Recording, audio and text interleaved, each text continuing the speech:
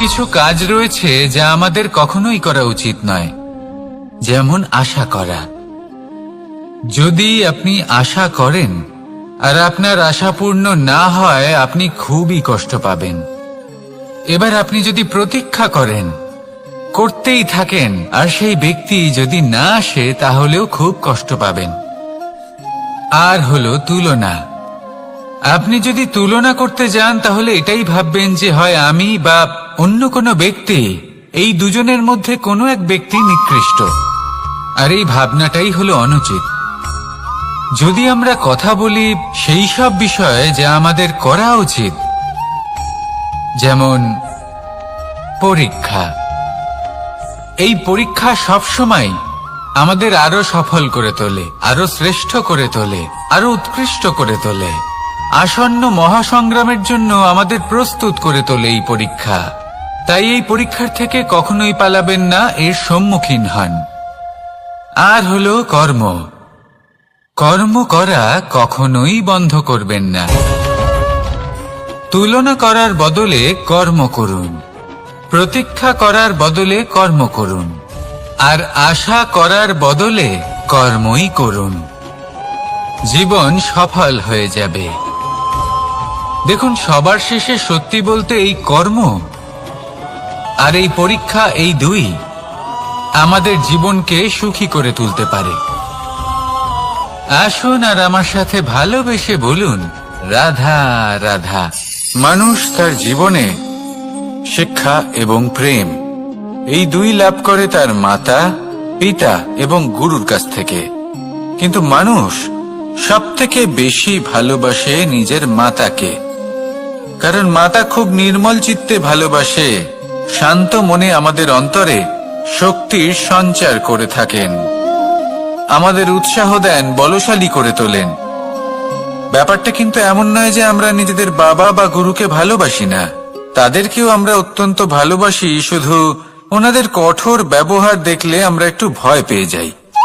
এবার ওনাদের এই কঠোর ব্যবহার আমাদের ভালো না লাগলেও অত্যন্ত আবশ্যক, কারণ মাতার থেকে আমরা যে শক্তি লাভ করি তা যেন নিয়ন্ত্রণ হারিয়ে বিধ্বংসী না হয়ে ওঠে, আমরা যেন কোনো কুপথে না চলে যাই, আমরা কখনো যেন দোষ না করে ফেলি। শুধু সেই জন্য পিতা এবং গুরু একটু কঠোর হয়ে ওঠেন, এবং ওনাদের এই কঠোর আচরণ ভবিষ্যতে গিয়ে আমরা অবশ্যই বুঝতে পারি। জীবনে কিছু বছর আমরা এগিয়ে যাই আর তারপর আমরা বুঝতে পারি যে বাবা এবং গুরু আমাদের যথেষ্ট ভালোবাসতেন, কিন্তু ওনাদের ভালোবাসার বহিঃপ্রকাশ আলাদা। প্রয়োজনীয় হলো এটা দেখার, এটা বোঝার যে শুরু থেকে আমাদের প্রতি ওনাদের আচরণ কেমন ছিল। ওনাদের কঠোর হওয়ার পেছনে ওনাদের ভালোবাসাটা বোঝার চেষ্টা করুন, ওনাদের চিন্তাটা বোঝার চেষ্টা করুন, ওনাদের পথপ্রদর্শনের আড়ালে আপনার ভবিষ্যতের জন্য যে পরিকল্পনা ওনারা করেছেন সেটা বোঝার চেষ্টা করুন। তখন আপনারা বুঝতে পারবেন ওনাদের ভালোবাসাকে। আপনার মনের মধ্যে আপনা থেকেই ওনাদের প্রতি সম্মান জেগে উঠবে। নিজের পিতা এবং নিজের গুরু, এই দুজনের প্রতি কৃতজ্ঞতা প্রকাশ করুন আর আমার সাথে ভালোবেসে বলুন, রাধা রাধা।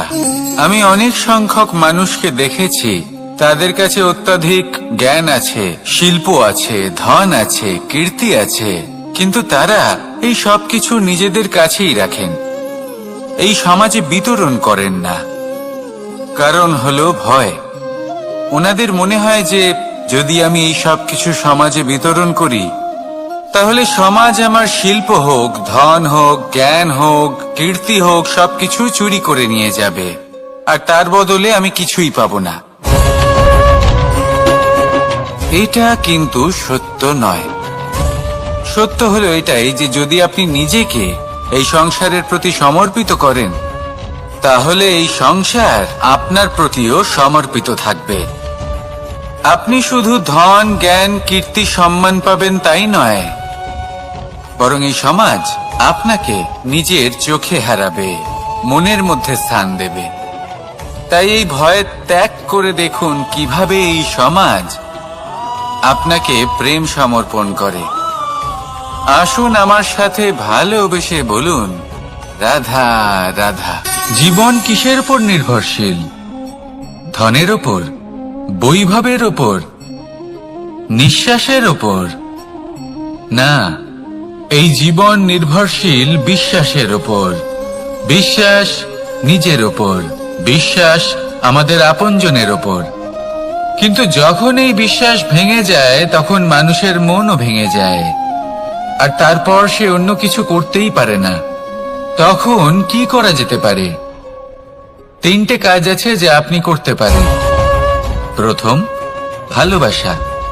যাকে আপনি ভালোবাসেন, যারা আপনাকে ভালোবাসে, ভুল যারই হোক না কেন, তার কাছে ক্ষমা চাইতে কখনোই সংকোচ বোধ করবেন না। দ্বিতীয় হলো বিশ্বাস। যারা আপনাকে ভালোবাসেন, আপনাকে বিশ্বাস করেন, তাদের বিশ্বাস কখনো ভাঙবেন না। তৃতীয় হলো আশা। যারা আপনাকে ভালোবাসেন, আপনাকে বিশ্বাস করেন, তাদের আশা আপনার সাথে জড়িত। তাদের থেকে কখনো কিচ্ছু লুকোবেন না। এই 3টে কাজ করুন, আর এই জীবন সুপ্রসন্ন হয়ে বলবে, রাধা রাধা। মানুষের জীবনে 2 ধরনের আবেগ থাকে যা চিরকাল তার সাথে বসবাস করে। প্রথম, স্বপ্ন। দ্বিতীয়, অজুহাত।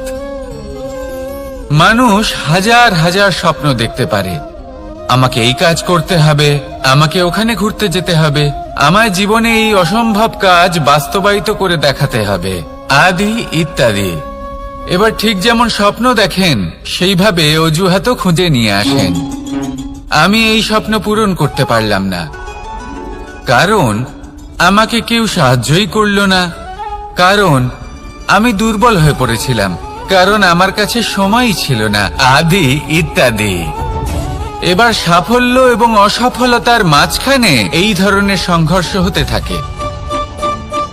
সাফল্য তখন লাভ করা সম্ভব যখন আপনার স্বপ্ন আপনার অজুহাতের থেকে অনেক বড় হয়, আর অসফলতা তখন পাবেন যখন আপনার অজুহাত আপনার স্বপ্নের থেকে অনেক বড় হয়। আপনি যদি সাফল্য লাভ করতে চান, তাহলে চেষ্টা করতে থাকুন, পরিশ্রম করুন। যদি অসফল হন, তাহলে ভয়ভীত হওয়ার কোনো প্রয়োজন নেই। নিজের ভুল বুঝুন, তাকে শুধরে নিন, আবার চেষ্টা করুন। কিন্তু যদি নিজের জীবনে অজুহাত নিয়ে আসেন, তখন স্বপ্ন কখনো পূরণ হবে না। আসুন আমার সাথে ভালোবেসে বলুন, রাধা রাধা। ভয়ের সাথে আমরা সবাই পরিচিত, কষ্টও আমরা সবাই পেয়েছি। কখনো কখনো আমরা অসুস্থ হয়ে পড়ি, আর এমন সময় হলে মাতার মমতা, কখনো বাবার স্নেহ, কখনো বন্ধুদের পাশে থাকার অনুভূতি আমাদের রোগ নিরাময়ে সাহায্য করে।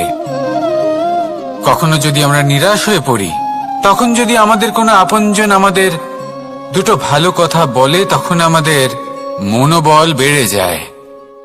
ঠিক তেমন সংসারের এই রঙ্গমঞ্চে যদি আপনি পীড়িত অনুভব করেন, কিছু শুভ কথা আলোচনা করুন, কিছু স্তুতি গান করুন, কিছু মুহূর্তের জন্য হলেও নিজের ইষ্টদেবের কথা স্মরণ করুন আর প্রার্থনা করুন।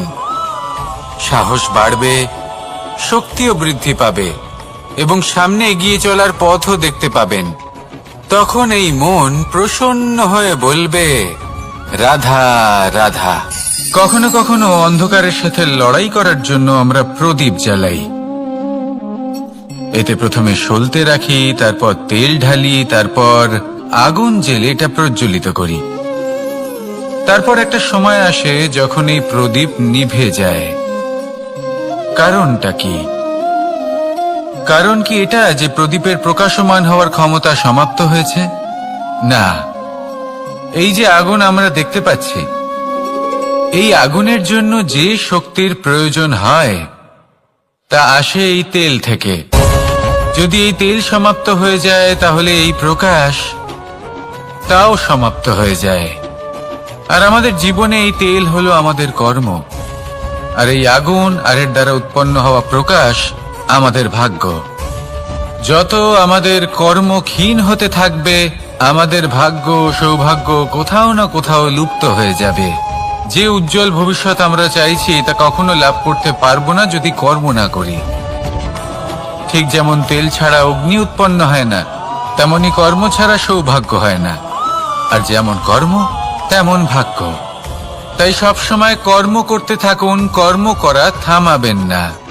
আর আমার সাথে ভালোবেসে বলুন, রাধা রাধা। জীবনে তিনটি বিষয় আছে, তিনটি বস্তু আছে, তারা যেন আপনাকে কখনো বশে না করে নিতে পারে। প্রথম হলো ধন। ধন যতক্ষণ আপনি ব্যবহার করতে থাকেন, যতক্ষণ তা আপনার কাজে আসছে, ততক্ষণ ঠিক আছে, এই ধন আপনার কাছে অমৃত। কিন্তু যখন এই ধন আপনাকে ব্যবহার করতে শুরু করে, বুঝে যাবেন যে আপনার পতনের সময় শুরু হয়েছে। দ্বিতীয় বিষয়, ফেলে আসা অতীত। যাই করুন, আপনি অতীত পাল্টাতে পারবেন না, আর এই সত্যিটা আপনিও জানেন। কিন্তু তাও এর বশবর্তী আমরা হয়ে পড়ি। আর যখন তাই হয়, তখন এই সংসারে আমরা যেখানেই যাই না কেন, যত বড়ই সুখ লাভ করি না কেন, সেই সব আমাদের কাছে তিক্ত বলে মনে হয়। তৃতীয় বিষয়, আপনার আশেপাশের মানুষ ভিন্ন ভিন্ন ধরনের মানুষ হয়, যাদের চিন্তা ভাবনা এবং দৃষ্টিভঙ্গি ভিন্ন ভিন্ন প্রকারের। যদি এদের বশবর্তী আপনি হয়ে পড়েন, তাহলে কেউ বলবে এটা করো, এটা ভালো। কেউ বলবে এটা করো না, ওটা করো, ওটা ভালো কাজ। কেউ বলবে এই দুটোই করো না, অন্য কিছু করো।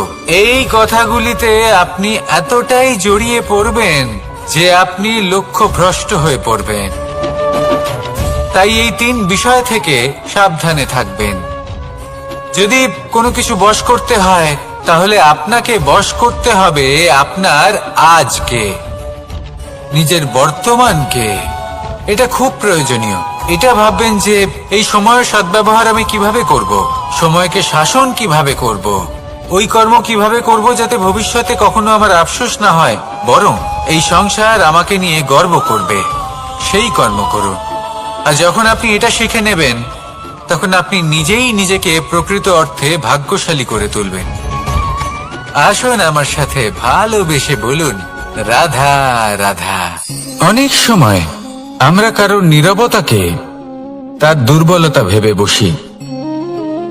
হতেই পারে সেই ব্যক্তি উত্তর দিতে চাইছেন না, হতে পারে অন্য কোনো কারণ আছে যা আমরা বুঝতেই পারছি না। সেই জন্য তাকে দুর্বল ভেবে নেওয়া অনুচিত। দেখতে গেলে এই বিশাল সমুদ্র এও কিন্তু নীরব, শান্ত হয়। কিন্তু যখন সে রুদ্র মূর্তি ধারণ করে, তখন কি হয়? সমগ্র সংসারকে বিনাশের পথে নিয়ে যায় এই সমুদ্র, প্রলয় সৃষ্টি করে। সেই জন্য কারো সহ্য শক্তিকে দুর্বলতা বলে মনে করবেন না। কারণ যদি এই নীরবতা নিজেকে ভেঙে বেরিয়ে আসে, তাহলে তা বিনাশের সমস্ত সীমা পার করে যেতে পারে। তাই এই নীরবতাকে সবসময় বুঝুন, সবসময় একে সম্মান করতে শিখুন। আর আমার সাথে ভালোবেসে বলুন, রাধা রাধা। কখনো কোনো চাতক পাখিকে দেখেছেন? কথায় আছে যে বছরে মাত্র একবার সে তার তৃষ্ণা মিটিয়ে থাকে, আর তাও আকাশে ভেসে থাকা মেঘের দ্বারা ঘটানো বৃষ্টির জলের ফোঁটা থেকে। আর কোথাও থেকে সে তার তৃষ্ণা পূরণ করে না। সারা বছর সে নিদারুণ গরম সহ্য করে, তীব্র শীতও সহ্য করে, শুধু এই আশা নিয়ে যে বছরে একবার অন্তত সেই মেঘের ঘন ঘটা হবে, বৃষ্টি হবে, আর সে তার তৃষ্ণা নিবারণ করবে। এটা আসলে কি? এটা আসলে বিশ্বাস। সেই বিশ্বাস যে বছরে একবার সেই মেঘ আসবে তৃষ্ণা নিবারণ করতে। যেমন দেখুন, একটা সূর্যমুখী ফুল সারা রাত অন্ধকারের সাথে যুদ্ধ করে, কারণ তার বিশ্বাস যে ভোরবেলায় সূর্য তাকে অবশ্যই দর্শন দেবেন। সেটাও বিশ্বাস ছিল যার উপর ভরসা করে মনু একটা নৌকা নিয়ে বেরিয়ে পড়েছিলেন এবং সমস্ত সৃষ্টিকে প্রলয়ের হাত থেকে বাঁচিয়েছিলেন। সেটাও ছিল ভালোবাসার প্রতি বিশ্বাস, যার উপর ভরসা করে বানর এবং ভাল্লুক সেনা নিয়ে শ্রীরাম আক্রমণ করেছিলেন সমস্ত বরদানপ্রাপ্ত অসুরগণ এবং রাক্ষসগণের লঙ্কায় এবং জয় লাভ করেছিলেন। এই বিশ্বাসই হল এই বিশ্বের আশা। বিশ্বাস রাখুন যে আপনি হলেন সর্বশ্রেষ্ঠ এবং শুধুই নিজের কর্ম করতে থাকুন। এই বিশ্বাসের আশাই আপনাকে প্রতি মুহূর্তে বল প্রদান করবে। এ হলো আমার বিশ্বাস।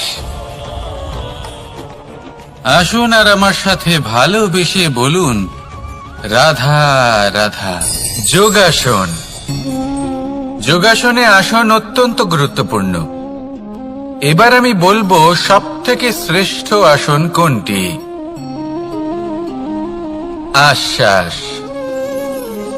নিজেকে আশ্বস্ত করতে থাকুন যে আমি আছি, সব ঠিক হবে, যা হচ্ছে ভালোর জন্য হচ্ছে।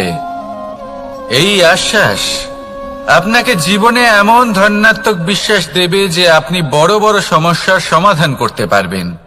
এবার যদি কথা বলি সবথেকে কঠিন সময়ের, তাহলে সেটা হলো বিচ্ছেদের। যা মা সীতাকে সহ্য করতে হয়েছে শ্রীরামের জন্য, রাধা কৃষ্ণকেও সহ্য করতে হয়েছে। যে ব্যক্তি বিচ্ছেদের সময় সঠিক পথে চলে এসেছে সে জীবনে অনেক শ্রেষ্ঠ স্থানে অবশ্যই পৌঁছতে পারবে। এবার যদি কথা বলি সবথেকে জরুরি এবং গুরুত্বপূর্ণ সময়ের, তাহলে সেটা হলো সংযোগ। সকলকে সাহায্য করতে থাকুন। আপনি অন্যদের সাহায্য করে তাদের যত আনন্দ দিতে পারবেন ততটাই আনন্দ আপনারও জীবনে অবশ্যই আসবে। আসুন আর আমার সাথে ভালোবেসে বলুন, রাধা রাধা। সংসারে সকলে উঁচুতে উঠতে চায়, কেউ নত হতে চায় না। সবাই এটা মনে করে যে নত হওয়ার অর্থ হলো তাদের আত্মসম্মান এবং অহংবোধের বিরুদ্ধাচরণ করা। তাদের মনে হয় যে যদি আমরা নত হই সংসার আমাদের দুর্বল মনে করবে, তাদের শৌর্য এবং তাদের ব্যক্তিত্বের অপমান হবে। কিন্তু এটা কি সত্যি? প্রত্যেকবার নত হওয়ার অর্থ কি সম্মানহানি হওয়া? কখনোই নয়। আপনি নিজের জীবনকেই দেখে নিন। আপনার কোনো অমূল্য জিনিস যদি নিচে পড়ে যায় তাহলে তাকে কিভাবে তোলেন? সেই বস্তুকে তোলার জন্য আপনাকে নত হতেই হবে। আপনি বড়দের আশীর্বাদ কিভাবে লাভ করেন? আপনি নত হয়ে তবেই তাদের আশীর্বাদ লাভ করতে পারেন, তাই না? ভেবে দেখুন, আপনি একটা পথে হাঁটছেন, আপনি দেখতে চাইছেন যে আপনি সঠিক পথে হাঁটছেন কিনা, পায়ের নিচে কাঁটা পড়ে আছে কিনা। কিভাবে দেখবেন? আপনাকে সেই মাথা নত করেই দেখতে হবে। এর অর্থ কি? অর্থ খুব সহজ। প্রত্যেকবার নত হওয়া অনুচিত নয়, সেটা কোনোভাবেই সম্মানহানি নয়। পরিস্থিতি অনুসারে এবং যেখানে প্রয়োজন আপনি নত হতে শিখে গেলে আপনি অনেক কিছুই লাভ করতে পারবেন। জ্ঞান, মান, গুণ, বিশ্বাস। সেই জন্য প্রয়োজন এবং পরিস্থিতি অনুসারে নত হতে শিখুন, এতে অনুচিত কিছুই নেই। আত্মসম্মান থাকা অত্যন্ত প্রয়োজনীয়, কিন্তু তা যেন কখনো অহংকারে পরিণত না হয়। এই বিষয়ে অবশ্যই নজর রাখবেন এবং আমার সাথে ভালোবেসে বলবেন, রাধা রাধা। আমাদের জীবনে অনেক ধরনের ব্যক্তি এসে থাকেন। কেউ কেউ আমাদের সাথে থেকে যান, কেউ আমাদের থেকে দূরে চলে যান। কেউ ভালো মানুষ হন, কেউ খারাপ মানুষ। কিন্তু আমরা সবসময় সেই সময়টাকে নিয়ে দুঃখ প্রকাশ করি যখন আমাদের জীবনে কোনো খারাপ ব্যক্তি প্রবেশ করেন। তারা আমাদের খারাপ অনুভূতি দেন, দুঃখ দেন, কষ্ট দেন। আমরা সবাই তাকে ভালো মন্দ কথা বলি। কিন্তু কেন? এমন বিভিন্ন ধরনের মানুষ, খারাপ মানুষ, ভালো মানুষ সবার জীবনেই আসেন। এবং সকলকেই একটা অমূল্য শিক্ষা দান করে যান। এবার আপনি নিজেই ভেবে দেখুন, জীবনে যখন প্রথমবার আপনি আগুন স্পর্শ করেছিলেন, তখন আপনি একটা শিক্ষা লাভ করেছিলেন যে আমাকে আগুনের থেকে একটু দূরে থাকতে হবে। তারপর আস্তে আস্তে আপনি শিখলেন যে কিভাবে এই আগুনকে নিয়ন্ত্রণে রাখতে হবে। তারপর আপনি শিখলেন যে কিভাবে নিজের জীবনে তাকে প্রয়োগ করতে হবে, তা সে অন্ধকারে প্রকাশ লাভ করার জন্য হোক বা খাবার বানানোর জন্য। সেইভাবেই কোনো খারাপ ব্যক্তি যখন আপনার জীবনে আসে কোনো শিক্ষা দিয়ে যান, তার প্রতি কৃতজ্ঞ থাকুন। তার বিষয় খারাপ ভাবার বা খারাপ অনুভূতি নিয়ে থাকার কোনো প্রয়োজন নেই। সেই শিক্ষা লাভ করুন, ইতিবাচক মনোভাব নিয়ে জীবনের সামনে এগোতে থাকুন। কেউ নেই যিনি আপনাকে বাধা দিতে পারেন। আসুন আমার সাথে ভালোবেসে বলুন, রাধা রাধা। জীবনে সাফল্য লাভ করতে হলে মানুষকে উচিত পথে চলতে হবে, কিন্তু তার থেকেও বেশি গুরুত্বপূর্ণ হলো এটা বোঝা যে সেই পথে চলতে চলতে কখন আমাদের দাঁড়াতে হবে আর কখন আমাদের চলতে হবে। এই শিক্ষা অত্যন্ত গুরুত্বপূর্ণ। এবার দেখুন, ছোট্ট একটা কথা রয়েছে, ওকে আটকিও না, যেতে দাও। এই বাক্যের অর্থ কি? অর্থ যে কাউকে আটকিও না, যে এগোতে চাইছে তাকে এগোতে দাও, তার পথে বাধা সৃষ্টি করো না। এবার এই ছোট কথাতে এক অনুচিত স্থানে আমি দাঁড়িয়ে পড়ি। আটকাও, যেতে দিও না। এবার এর অর্থ কি হলো? যে এই ব্যক্তিকে আটকাও, তাকে জীবনে এগোতে দিও না, এর পথে বাধা সৃষ্টি করো। এবার এই ছোট কথাতে অনুচিত স্থানে যদি আমি আটকে যাই, তবে ভাবো কত পার্থক্য হলো। এই শিক্ষা কতটা গুরুত্বপূর্ণ সেটা শিখুন, আর এই শিক্ষা আমাদের জীবনে কতটা গুরুত্বপূর্ণ হতে পারে সেইটা বুঝুন। বুঝে যান, শিখে যান জীবনে কখন সামনে এগোতে হবে আর কখন থামতে হবে। মন প্রসন্ন হয়ে বলবে, রাধা রাধা। সময় যা সবকিছুকে সমান করে দিতে পারে, যা সব থেকে বেশি শক্তিশালী, সব থেকে বড় সম্পত্তি, সব থেকে বড় শিক্ষক এবং সব থেকে বড় সুযোগ। এই সময় যখন ভালো যায় তখন তা আপনাকে আমিত্বে মত্ত করে তোলে, অহংকারে নিমজ্জিত করে দেয়। আর যখন খারাপ হয় তখন দুঃখের সাগরে নিজের প্রতি ঘৃণাবোধে নিমজ্জিত করে। তাই এই সময় যা এত শক্তিশালী এক সম্পত্তি, এত মহান একটি ধন, তাকে এমনি এমনি নষ্ট হতে দেবেন না। এই সময়ের সাথে কি করবেন, কিভাবে করবেন তা ভাবতে গিয়ে এবং করতে গিয়ে সময় নষ্ট করবেন না। যদি আপনি এই সময় নষ্ট করেন, তাহলে সময়ও নিশ্চিত করবে যে আপনার সাথে কি করা উচিত। তাই সময়ের সদ্ব্যবহার করুন আর আমার সাথে ভালোবেসে বলুন, রাধা রাধা। আপনারা সবাই একটা গাছের পাতাকে দেখুন, যতক্ষণ পর্যন্ত গাছের সাথে মানে গাছের ডালের সাথে জুড়ে থাকে সে সবুজ থাকে, বাতাসের সাথে সে নড়তে থাকে। যতক্ষণ পর্যন্ত ও সূর্য থেকে পাওয়া রশ্মির শক্তি গাছে পৌঁছে দেয়, ততক্ষণ ও ডালের সাথে যুক্ত থাকে। কিন্তু যখন সেই পাতা শুকিয়ে যায়, তখন তার কোনো গুরুত্ব থাকে না। সেই পাতা গাছের ডালে এবং বৃক্ষের কাছে বোঝা হয়ে থেকে যায়। এবং এমন এক সময় আসে যখন সেই ডালটি শুকনো সেই পাতাকে পরিত্যাগ করে। এটাই আমরা এই প্রকৃতিতে দেখি এবং এটাই হলো সত্য। আর এটাই আমাদের জীবনে খুব বড় একটা শিক্ষা। যদি আপনিও নিজের জীবনে নিজের আপনজনদের কাছে বোঝা স্বরূপ হয়ে দাঁড়ান, তাহলে তারা আপনাকে যতই ভালোবাসুক না কেন, ওনারা যদি নাও চান তাহলেও এমন এক দিন আসবে যখন আপনার আপনজন আপনাকে পরিত্যাগ করবে। সেই জন্য সবসময় আত্মনির্ভর হয়ে ওঠার চেষ্টা করুন। নিরন্তর পরিশ্রম করতে থাকুন, কারোর ওপর বোঝা হয়ে থাকবেন না, বরং তার সাথে মিলে দায়িত্ব পালন করুন। এমনটা করবেন তাহলে আপনার সম্মানও বজায় থাকবে এবং সম্পর্কের মধ্যে আপনার মূল্যও বজায় থাকবে। আসুন আর আমার সাথে ভালোবেসে বলুন, রাধা রাধা। ঈশ্বর আসলে কে?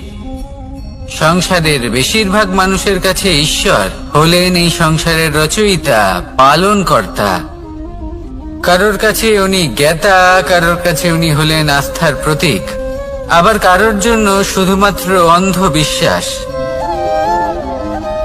কিন্তু এই ঈশ্বর কি কোনো শরীর, নাকি একটা বোধ, নাকি শুধুই শ্রদ্ধা? ঈশ্বর হলেন তিনি যিনি হলেন আপনার ইষ্ট। সেই জন্যই তো গুরু, মাতা, পিতা এনাদেরও ঈশ্বরই বলা হয়েছে। যাদেরকে আমরা ঈশ্বর বলে মনে করি, যারা আমাদের ইষ্ট, তারা আমাদের একটি পথ দেখান, একটি দিকে চালিত করেন। সেই পথে চলে আপনি শুভ কর্ম করতে পারেন। আর যখন কোনো ব্যক্তি তার ঈশ্বরের আদেশ পালন করেন, তখন সে নিজে থেকেই শুভ পথে অগ্রসর হয়ে যান। বেশ কয়েকজন মানুষ ঈশ্বরের ওপর আস্থা রাখেন এবং ভাবেন যে অনুচিত কোনো কাজ করা উচিত নয়, ঈশ্বর দেখছেন। ওনারা ভয় পান যে কোনো অনুচিত কর্ম করলে কে জানে তার পরিণাম কি হবে। এমন অনেক ব্যক্তি রয়েছেন যারা ঈশ্বরকে বিশ্বাস করেন এবং জানেন যে ঈশ্বর তাদেরকে দেখছেন। তাই যে যে শুভ কর্ম ওনারা করেছেন তার ফল তারা অবশ্যই পাবেন। এবার আপনি ভয় পেয়ে ঈশ্বরকে বিশ্বাস করবেন, নাকি বিশ্বাসের দ্বারা ঈশ্বরকে বিশ্বাস করবেন, সেই সিদ্ধান্ত আপনারই। কিন্তু হ্যাঁ, যদি আপনার মনে ঈশ্বরের জন্য কোনো স্থান থাকে, যদি আপনার কোনো ইষ্ট থাকেন, যদি আপনি কাউকে ঈশ্বর মনে করেন, যার প্রত্যেক আদেশ আপনি পালন করে থাকেন, তাহলে বলি ঈশ্বর কখনো আপনাকে অনুচিত পথে চালিত করবেন না। আসুন আমার সাথে ভালোবেসে বলুন, রাধা রাধা। কথায় আছে যে স্বপ্ন এবং লক্ষ্য হলো একটি মুদ্রারই দুটি দিক। যতক্ষণ না স্বপ্ন দেখছেন ততক্ষণ বুঝবেন কি করে আপনার লক্ষ্য কি? স্বপ্ন দেখে যদি নিজের লক্ষ্য বুঝতে পারেন, সেটা পেতে চান, তবেই সেটা লাভ করতে পারবেন। কিন্তু স্বপ্ন এবং লক্ষ্য এই দুইয়ের মধ্যে একটা ভারসাম্য রয়েছে, যেটা বজায় রাখা প্রয়োজনীয়। একে আমরা বলে থাকি পরিশ্রম। দেখুন, যদি আপনি স্বপ্ন দেখতে চান, তাহলে পরিশ্রম ত্যাগ করে নিদ্রা লাভ প্রয়োজন। কিন্তু যদি আপনি লক্ষ্য লাভ করতে চান, তাহলে আপনাকে নিদ্রা ত্যাগ করে পরিশ্রম করতে হবে। তাই আলস্য ত্যাগ করুন এবং সিদ্ধান্ত নিন যে আপনি কি চান। আপনার জীবনের এই তুলাদণ্ডে স্বপ্নের পাল্লা ভারী হওয়া প্রয়োজন নাকি লক্ষ্যের? আমার মতে এই দুইয়ের মধ্যে যদি ভারসাম্য বজায় রাখেন, তবে পথ নিজে থেকেই সামনে আসবে। শুধু সেই পথে অগ্রসর হতে থাকুন এবং আমার সাথে ভালোবেসে বলুন, রাধা রাধা।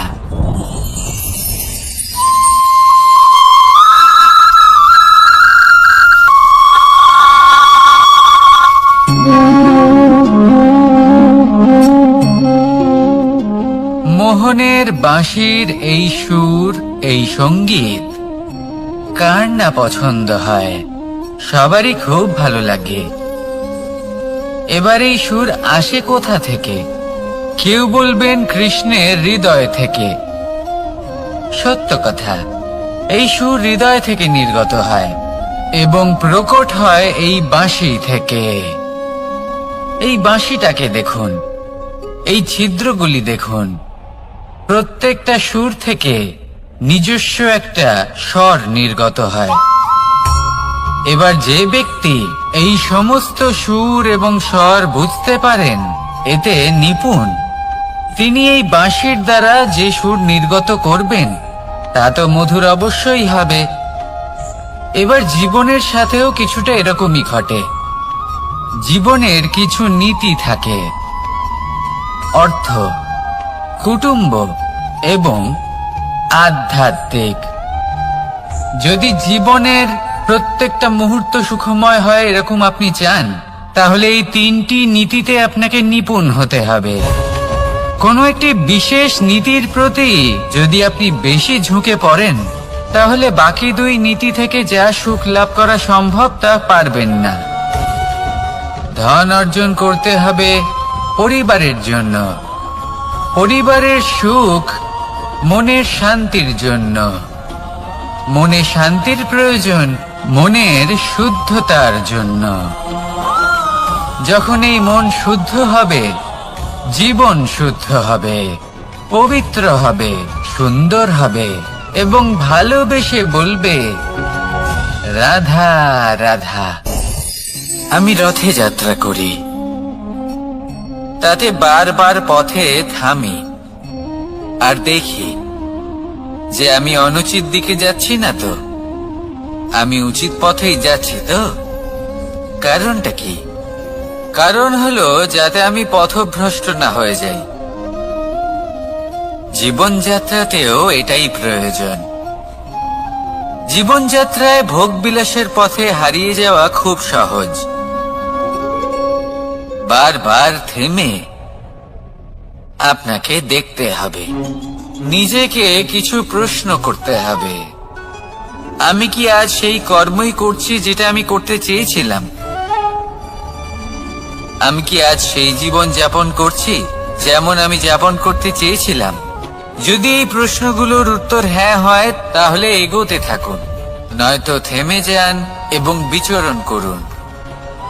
মনে রাখবেন, এই সংসার অত্যন্ত জটিল আর এতে হারিয়ে যাওয়া অত্যন্ত সরল। সেই জন্য নিজে থেকে বারবার থামা এবং জীবন চিন্তন করা অত্যন্ত আবশ্যক। তাহলে সেটাই করুন আর আমার সাথে ভালোবেসে বলুন, রাধা রাধা। এই সংসারে যখনই দুজন মানুষ একত্রিত হয়ে কোনো সমস্যার বিষয়ে আলোচনা করেন, তখন হয় সবার শেষে কোনো না কোনো সমাধান বের করেন বা কোনো না কোনো বিবাদ করেন। এই বিবাদ হলো মনুষ্য জীবনের সব থেকে বড় ঝামেলা, সব থেকে বড় সমস্যা। ভেবে দেখুন, এই বিবাদ কেন হয়? তখনই হয় যখন বার্তালাপ ঠিকমতো হয় না। আর বার্তালাপ ঠিকমতো কেন হয় না? কারণ বেশিরভাগ সময় মানুষ একটাই ভুল করে বসে। সামনের মানুষের কথা শোনেন, কিন্তু তার উত্তর দেবার জন্য, তার কথার মর্ম বোঝার জন্য নয়। কিন্তু যেদিন থেকে, যে মুহূর্ত থেকে আপনি এটা শিখতে শুরু করে দেবেন যে আমি অপরের কথা শুনবো, কিন্তু সেটা বোঝার জন্য, তাকে উল্টে জবাব দেবার জন্য নয়, সেদিন থেকেই বিবাদের সমাপ্তি ঘটবে আর বার্তালাপ স্পষ্ট হয়ে যাবে। দেখুন, হয় সামনের মানুষের কথা বুঝতে শিখুন বা নিজের বক্তব্য ভালোভাবে সামনের মানুষটাকে বুঝিয়ে বলুন। বার্তালাপ নাকি বিবাদ, আপনি কোনটা চান? সিদ্ধান্ত আপনার। আসুন আর আমার সাথে ভালোবেসে বলুন, রাধা রাধা। কাম, তৃতীয় পুরুষার্থ। এবার অধিকাংশ মানুষই কাম বলতে বিলাসিতা, বাসনা, লালসা মনে করে ফেলে। আসলে এমন কিছুই নয়। কামের বাস্তবিক অর্থ কি? কামের বাস্তবিক অর্থ হলো কামনা। প্রতিটা ব্যক্তি, প্রতিটা মানুষ, প্রতিটা জীব এই সংসারে কোনো না কোনো বিশেষ কারণে আসে। সেই কারণকে পূর্ণ করার জন্য কর্ম করাকে কাম বলে। এখন সেটা সবার জন্য ভিন্ন হতে পারে। কারোর কাছে সেটা জ্ঞান অর্জন করা হতে পারে, আবার কারোর কাছে নির্মাণ করা হতে পারে। কারোর জন্য পরিবারকে সঞ্চালন করা হতে পারে, আবার কারোর জন্য এই সংসার থেকে পাপ দূর করা হতে পারে। কিন্তু সবথেকে গুরুত্বপূর্ণ হলো যে মানুষ যেন নিজের কর্ম ঠিক করে করে, সম্পূর্ণ যত্ন নিয়ে করে। তৃতীয় পুরুষার্থ মানে এই কাম। এটার অনুচিত অর্থ নিজেকে বোঝানো মানেই সমগ্র জীবনকে অর্থহীন করে দেওয়া।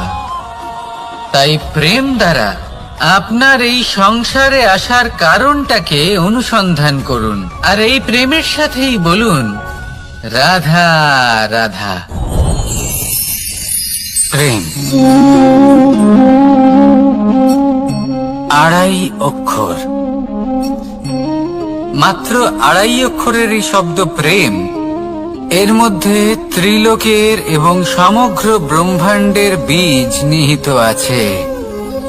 এমন কি আছে যা এই প্রেম করতে পারে না? যেখানে শক্তি এবং বিদ্যা প্রয়োগ করে আপনি কিছুই করতে পারবেন না, সেটাও প্রেম দ্বারা অর্জন করা সম্ভব। প্রেম চাইলে পাথরেও ফুল ফোটাতে পারে। প্রেম চাইলে ন্যাড়া পাহাড়ের বুক চিরে নদীপথ তৈরি করতে পারে। চাইলে নিরক্ষর ব্যক্তিকে সংসারের শ্রেষ্ঠ জ্ঞানী করে তুলতে পারে। শুধুমাত্র এই প্রেমের জন্য সবার দুষ্টু কানাই ঘনশ্যাম হয়ে উঠেছিল। শুধুমাত্র এই প্রেমের টানেই ত্রিলোকের স্বামী দ্বারকাধীশ নির্ধন সুদামার পদসেবাও করেছিলেন। এই প্রেম হলো সংসারের সবথেকে বড় শক্তি। এই সংসারের আধার হলো প্রেম। এমন কিচ্ছু নেই যা এই প্রেমের পক্ষে সম্ভব নয়। যেখানে বিদ্যা এবং শক্তি সাহায্য করতে পারে না, সেখানে এই প্রেম আপনাকে জয়ী করে দিতে পারে।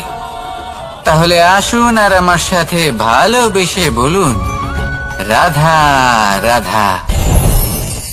আমরা যখনই কোনো যাত্রায় যাব বলে মনে করি, তখনই আমরা প্রস্তুত থাকি আসন্ন বিপদের জন্য বা সংকটের জন্য।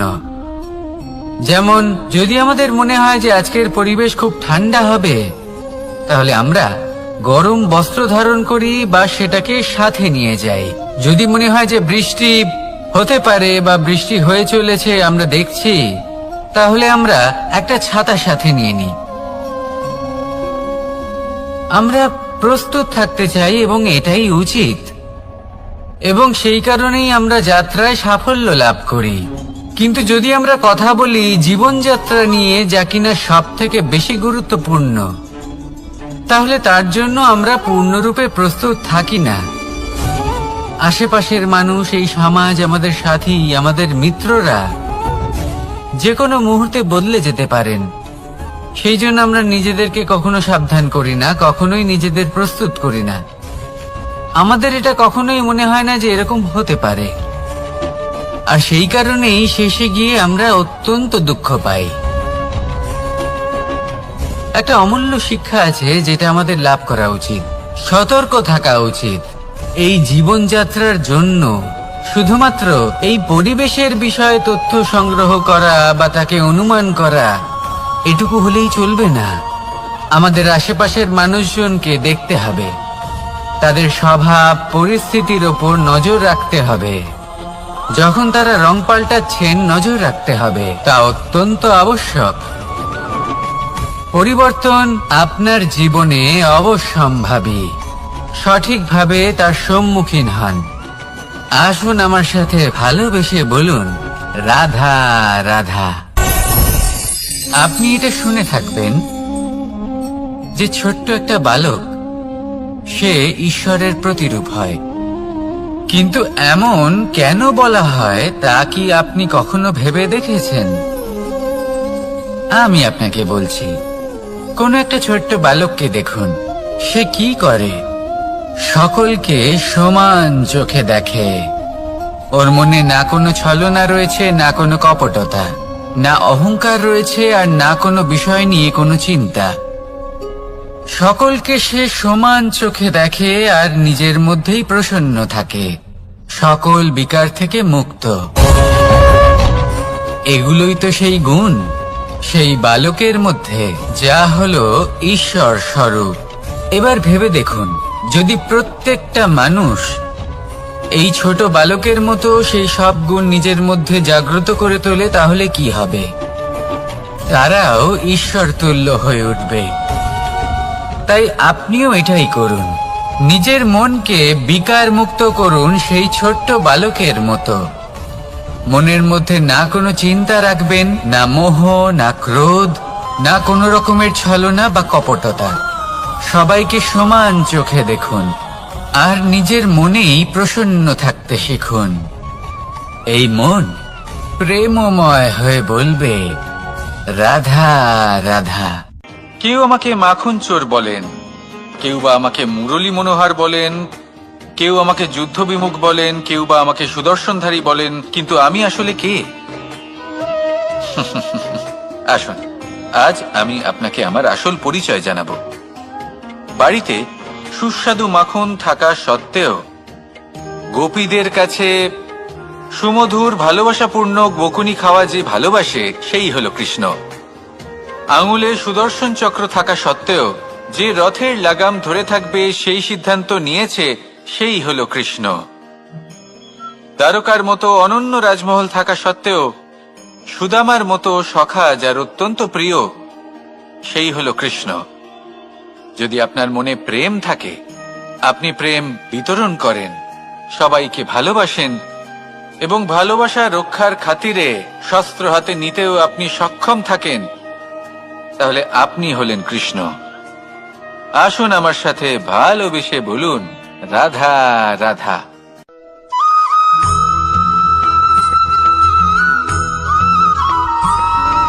ধন, সম্পদ, ঐশ্বর্য, মানুষ হয় নিজের সৌভাগ্যের দ্বারা এগুলো লাভ করে থাকেন বা কর্মের দ্বারা। সৌভাগ্য আসলে কি? গ্রহের দশা, যা প্রত্যেক মুহূর্তে বদলাতে থাকে। কর্মের মাধ্যমে যখন আপনি ধন অর্জন করেন, তখন সেই ধন আপনার আগামী প্রজন্ম লাভ করে। সেটা হয় সে ভোগ করে বা তার জন্য তার ভোগান্তি হয়।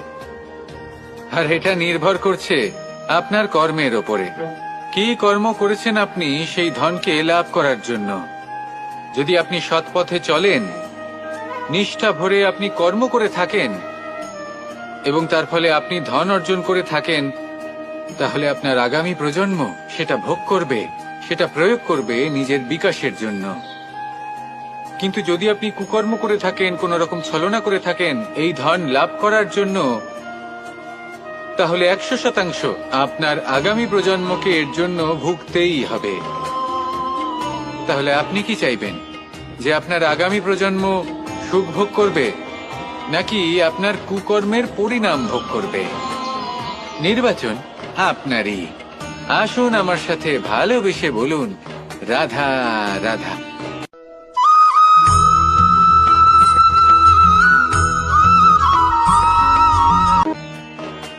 এমন অনেক মানুষ আছেন যারা আমাকে ভগবানের পরিভাষা জানতে চান, যে ভগবান আসলে কি, তিনি কেমন।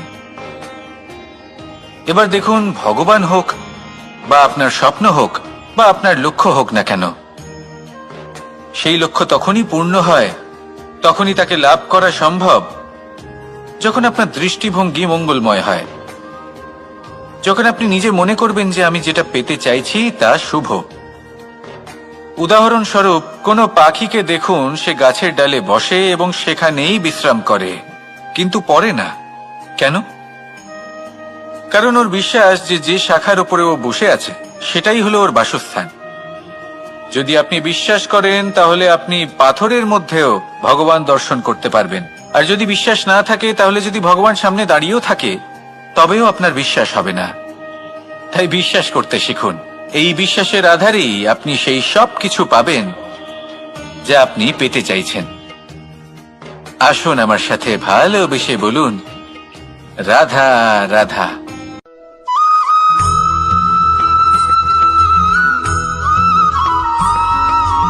মাতা পিতার মনে সবসময় এই বাসনা বাস করে যে ওনাদের সন্তানের যেন মঙ্গল হয়। নিজের সন্তানকে সেই সবকিছু দেবার সবসময় চেষ্টা করতে থাকেন যেগুলো তারা নিজেরা নিজেদের জীবনে কখনো পেতে পারেননি, এবং এই প্রক্রিয়ায় সব থেকে গুরুত্বপূর্ণ বিষয়টি ভুলে যান, নিজের সন্তানকে সেই জিনিস দেওয়া যেটা উনি সব থেকে আগে পেয়েছেন। আমি ধনের কথা বলছি না, আমি বলতে চাইছি নিজের অভিজ্ঞতা দ্বারা ওনারা যে মানসিক স্থিতি লাভ করেছেন, ওনারা যে মর্যাদা লাভ করেছেন, যে শিক্ষা ওনারা লাভ করেছেন, সবার আগে নিজের সন্তানকে সেটা দেওয়া প্রয়োজন। সেটা যদি নিজের সন্তানকে দিতে পারেন তাহলে এই সন্তান জীবনে তার পথে এগোতেও পারবে, ধন অর্জনও করতে পারবে এবং শক্তিশালী অনুভবও করতে পারবে। সেই জন্য সন্তানকে সবার আগে সেটা দান করুন যেটা সব থেকে বেশি মূল্যবান। সেটা দিন যেটা আপনি সবার আগে লাভ করেছেন। আসুন আমার সাথে ভালোবেসে বলুন, রাধা রাধা। কখনো কখনো আমরা খুব ব্যথিত হয়ে পড়ি। আমরা নিজেদের পরিবারের জন্য এত কিছু করি আর তারা আমাদের দেখলেই ভয়ভীত হয়ে পড়ে, আমাদের দেখলে বিরক্ত হয়। কখনো নিজেদের সন্তানকে বিকাশের পথে অগ্রসর করার জন্য আমরা তাদের উপর একটু জোর দিই যাতে তারা পরিশ্রম করে, কিন্তু সেই সন্তান আমাদের উপর বিরক্ত হয়ে পড়ে। কখনো সন্তানকে সঠিক শিক্ষা দেওয়ার জন্য আমরা তাদের কিছু সীমা নির্ধারিত করি, তখন সেই সন্তানের চোখে নিজেদের জন্য আমরা ঘৃণা দেখতে পাই। মানুষ কেন ব্যথিত হবে না? দেখুন, যখন সূচের দ্বারা আপনি বস্ত্র সেলাই করেন তখন সূচের আঘাত সেই বস্তুকে সহ্য করতে হয়, কিন্তু তাতে সেই সূচ বা আপনার উদ্দেশ্যে কোনো প্রভাব পড়া উচিত নয়, কারণ আপনি তো আপনার কর্ম করছেন আর তাও পূর্ণ নিষ্ঠা ভরে, এবং অবশেষে আপনার উদ্দেশ্য শুভ প্রমাণিত হবে। তাই কেউ বিরক্ত হচ্ছে বলে বা কারোর চোখে নিজের প্রতি ঘৃণা দেখার ভয় কখনো পিছিয়ে যাবেন না। কষ্ট না করে বিকাশ সম্ভব নয়। কর্ম করতে থাকুন, সবকিছু শুভ হবে। আসুন আমার সাথে ভালোবেসে বলুন, রাধা রাধা।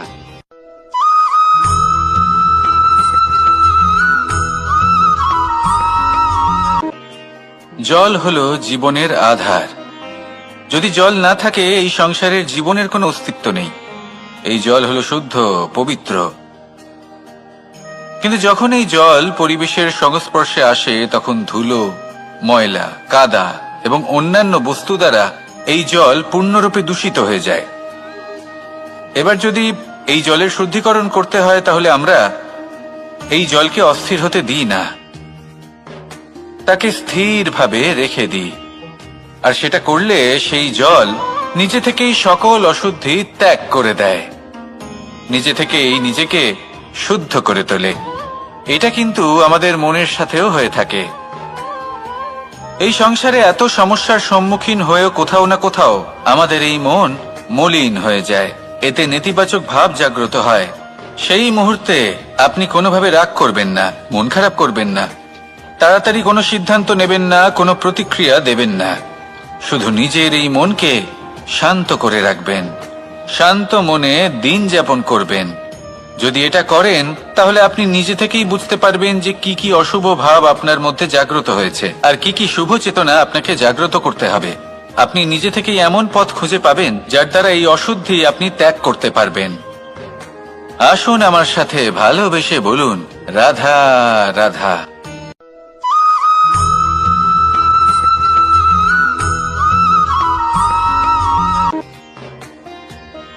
প্রেমের পরিভাষা আসলে কি? ভিন্ন ভিন্ন ধরনের ব্যক্তি, ভিন্ন ভিন্ন ধরনের প্রেমী, আলোচক বিভিন্ন ধরনের পরিভাষা প্রদান করেন এই প্রেম নিয়ে। কিন্তু প্রত্যেকের মনেই কখনো কখনো এই প্রশ্ন এসেছে, এই ভালোবাসা আসলে কি? নিজের প্রিয়তমকে জয় করাই কি প্রেম? চার হাত এক হয়ে যাবার নামই কি প্রেম?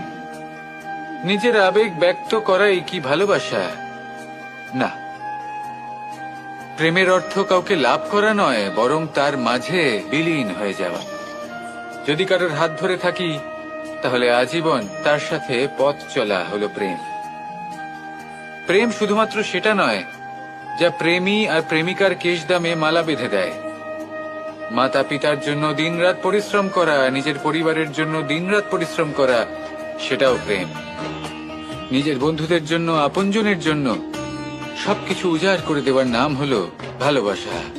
নিজের মাতৃভূমির জন্য সাহসের সাথে লড়াই করা এবং আনন্দে নিজের জীবন ত্যাগ করে দেওয়াও কিন্তু প্রেমের নামান্তর।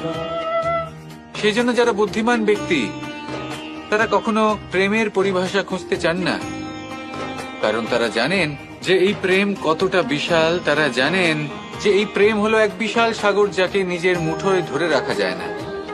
সেই জন্য এই প্রেমের সাগরে ডুবে যান এবং সকলকে ভালোবাসতে শিখুন। যদি সবাইকে ভালোবাসতে পারেন তাহলে তাদেরও কল্যাণ হবে যারা আপনাকে ভালোবাসে, এবং সকলকে ভালোবাসতে শিখুন। যদি সবাইকে ভালোবাসতে পারেন তাহলে তাদেরও কল্যাণ হবে যারা আপনাকে ভালোবাসে, তাদেরও কল্যাণ হবে যাদেরকে আপনি ভালোবাসেন, আর আপনারও কল্যাণ হবে। আর তখন এই মন ভালোবেসে বলবে, রাধা রাধা।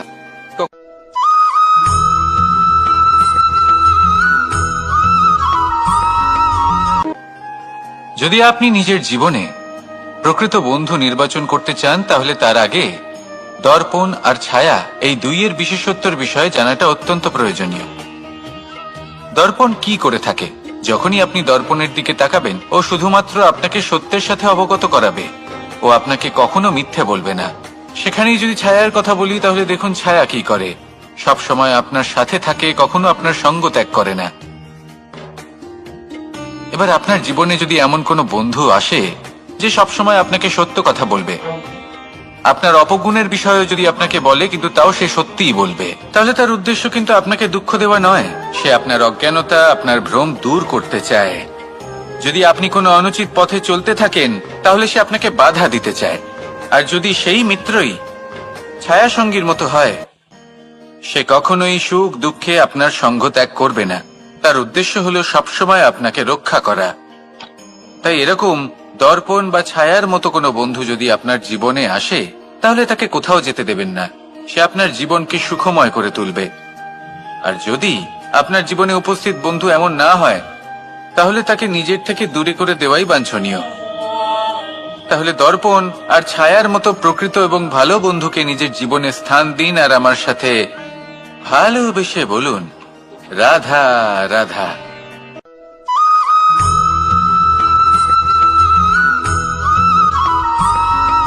কখনো এই প্রশ্ন আসতে পারে যে ইমারত কেন নির্মাণ করা হয়, কেন উৎসব পালন করা হয়, কেন মানুষ নিজেদের জন্মদিন পালন করেন, কেন দোল, বিজয়া দশমী, রাখি, দীপাবলির মতো উৎসব পালন করা হয়। যদি এগুলো পালন না করা হয় তাতে কি যায় আসে? যদি এই দোল উৎসব পালন না করা হয় তাহলে কি এই সংসার ভুলে যাবে যে নারায়ণের প্রতি ভক্তির কারণে ভক্ত প্রহ্লাদকে অগ্নি স্পর্শ করতে পারেনি?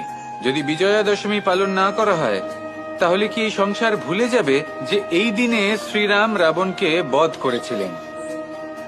যদি আমরা দীপাবলির এই উৎসব পালন না করি তাহলে কি এই সংসার এটা ভুলে যাবে যে অযোধ্যাতে অমাবস্যার এমন এক রাত এসেছিল যে রাত্রে অযোধ্যা পূর্ণিমার থেকে বেশি উজ্জ্বল হয়ে উঠেছিল? যদি এই রাখি উৎসব পালন না করা হয় তাহলে কি এই সংসারের ভাই এবং বোনেরা একে অপরের প্রতি ভালোবাসা কি সেটা ভুলে যাবে? বিষয়টা ভুলে যাওয়ার নয়, বিষয়টা হলো মনে রাখা। যখন জীবনে আমরা কোনো একটা স্থানে পৌঁছই, উপলব্ধিগুলোর উৎসব পালন করি, যাতে সেই মুহূর্তে আমরা সকলের মধ্যে আনন্দ ছড়াই এবং মানুষ সেই মুহূর্তটা মনে রাখেন। এই স্মৃতিগুলোই মানুষের মধ্যে বিশ্বাসের জন্ম দেয়। এই বিশ্বাস যে আগামী যেদিন আসছে তাতে আরো আনন্দের সম্ভাবনা রয়েছে। ভালোবাসার এই উৎসব, ভালোবাসার এই পার্বণ, এটা মানুষের মনে বিশ্বাসের জন্ম দেয় যে প্রত্যেক যুগে কেউ না কেউ এসেছে এবং পরবর্তীতেও আসবে। তাহলে আসুন আমরা ডুবে যাই আমার লীলার এই প্রেম যাত্রায় এবং ভালোবাসার এমন একটা উৎসব পালন করা যাক যা এই সংসার যুগ যুগ পর্যন্ত মনে রাখবে। তাহলে আসুন আর আমার সাথে ভালোবেসে বলুন, রাধা রাধা।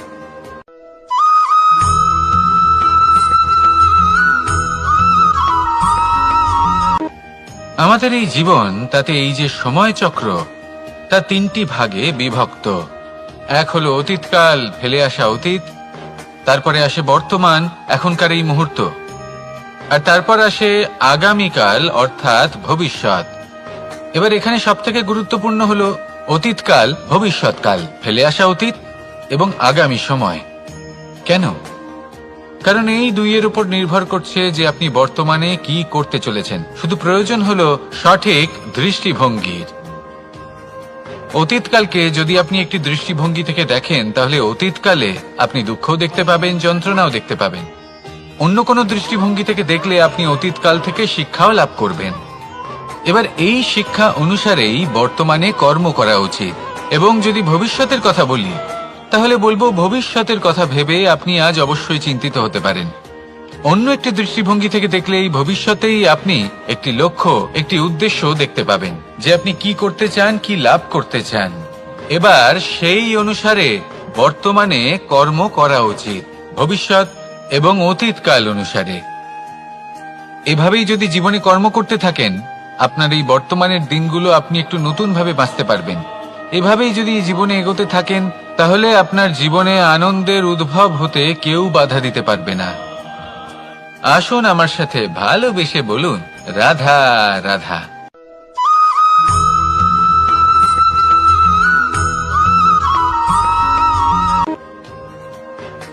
সমুদ্র মন্থনের সময় দুই ধরনের রত্ন লাভ করা হয়েছিল।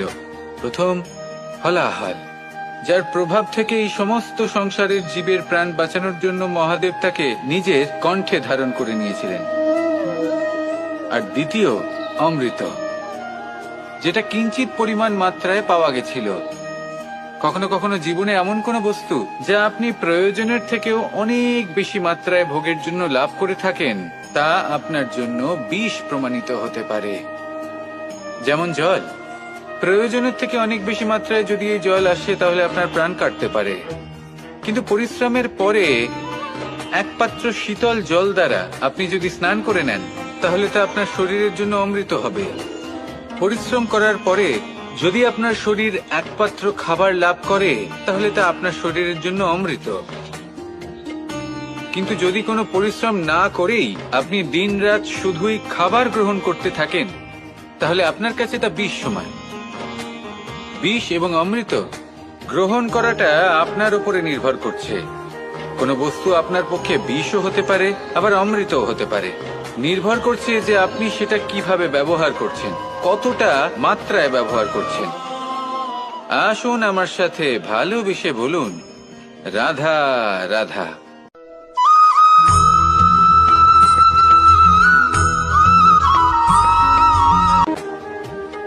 সুখ, দুঃখ, মৃত্যু, মহামারী, এগুলো কখনো বলে আসে না, আবার জিজ্ঞাসা করেও আসে না। এমনই হয় দ্রুত ক্রীড়ার এই খেলায়।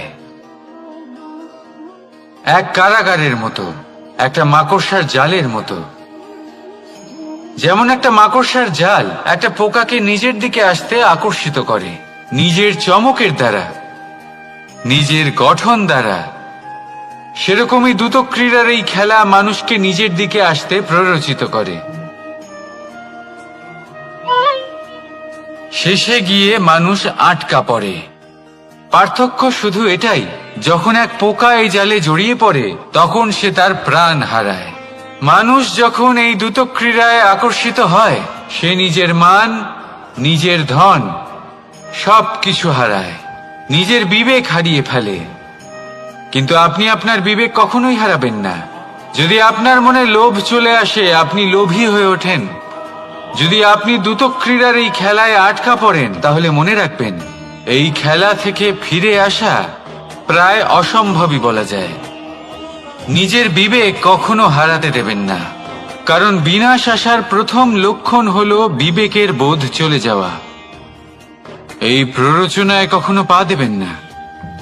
আর আমার সাথে ভালোবেসে বলুন, রাধা রাধা।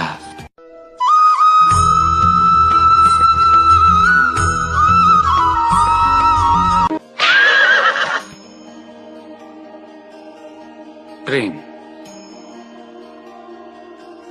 2.5 অক্ষর, মাত্র 2.5 অক্ষরের এই শব্দ প্রেম, এর মধ্যে ত্রিলোকের এবং সমগ্র ব্রহ্মাণ্ডের বীজ নিহিত আছে।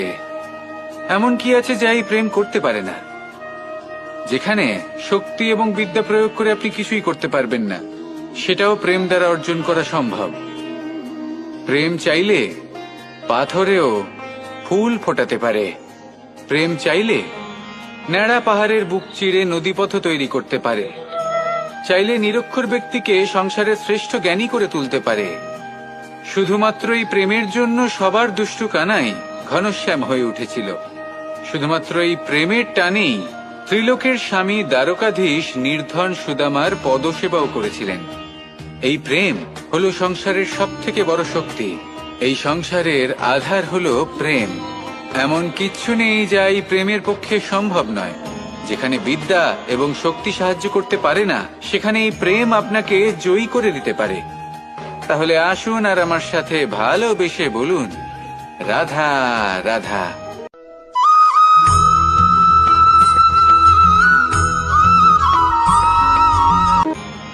বরদান এবং অভিশাপ, এই দুই হলো একই মুদ্রার দুটি পিঠ। এই বরদান আমরা অনেক কারণে পেতে পারি। কখনো নিজের পরিশ্রমের কারণে, কখনো নিজের তপস্যার কারণে, কখনো আমাদের পূর্বপুরুষদের কর্ম ও তপস্যার কারণে। কিন্তু এই বরদান কতক্ষণ বরদান থাকবে তা আমরা নিশ্চিত করতে পারি না। তা সুনিশ্চিত করে শুধুমাত্র আমাদের কর্ম। যদি আপনাকে উদাহরণ দিই, আপনি রেশমের কীট দেখেছেন? ও বরদান পেয়েছে যে ও নিজের সুরক্ষার জন্য খোলস বানাতে পারে। এবারও তাতে এত মত্ত হয়ে যায় যে এমন এক আবরণ বানিয়ে ফেলে যাতে সে নিজেই আবদ্ধ হয়ে চাপা পড়ে মরে যায়। এটার তাৎপর্য কি? তাৎপর্য খুবই সরল। গর্ব করা খুবই ভালো, কিন্তু অহংকার করা কখনোই উচিত নয়। যদি অহংকার মনের মধ্যে প্রবেশ করে, তাহলে এই বরদান অভিশাপে পরিণত হতে সময় লাগে না। আর যদি কর্মশ্রেষ্ঠ হয়, তাহলে অভিশাপ বরদানে পরিণত হয়। তাহলে আসুন শ্রেষ্ঠ কর্ম করুন আর আমার সাথে ভালোবেসে বলুন, রাধা রাধা।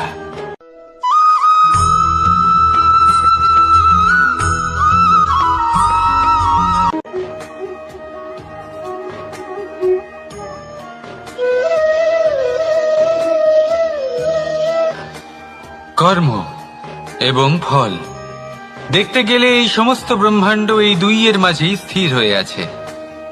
মানুষজন কর্ম করেন ভালো ফল লাভের আশায়, আর ভালো ফল লাভের আশায় উনি এটাই ভুলে যান যে উনি যে কর্ম করছেন তা কি করছেন।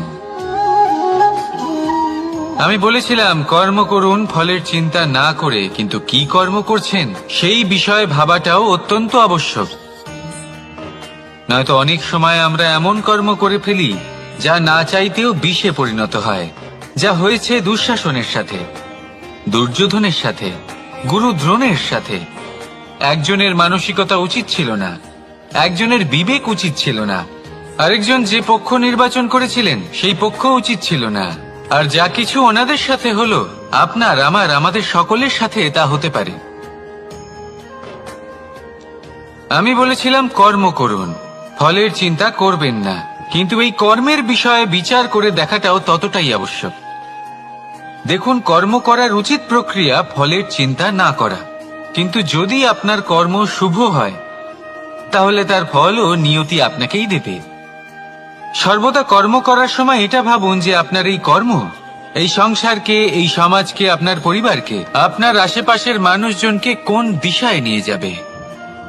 যদি এটা সবার জন্য মঙ্গলময় হয় তাহলে কর্ম করতে থাকুন। আর হ্যাঁ, নিশ্চিত রূপে ফলের চিন্তা করবেন না।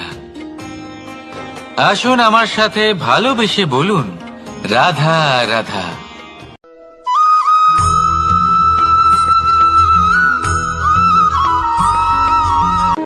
শব্দই হলো শূন্য, শব্দই হলো আরম্ভ, শব্দই হলো অন্ত, শব্দই হলো অমর, শব্দই হলো ব্রহ্ম। এই শব্দ হলো অত্যন্ত বিশেষ। কেউ কাঁদলে তাকে হাসিয়ে তোলে, কেউ হাসলে তাকে কাঁদিয়ে দেয়।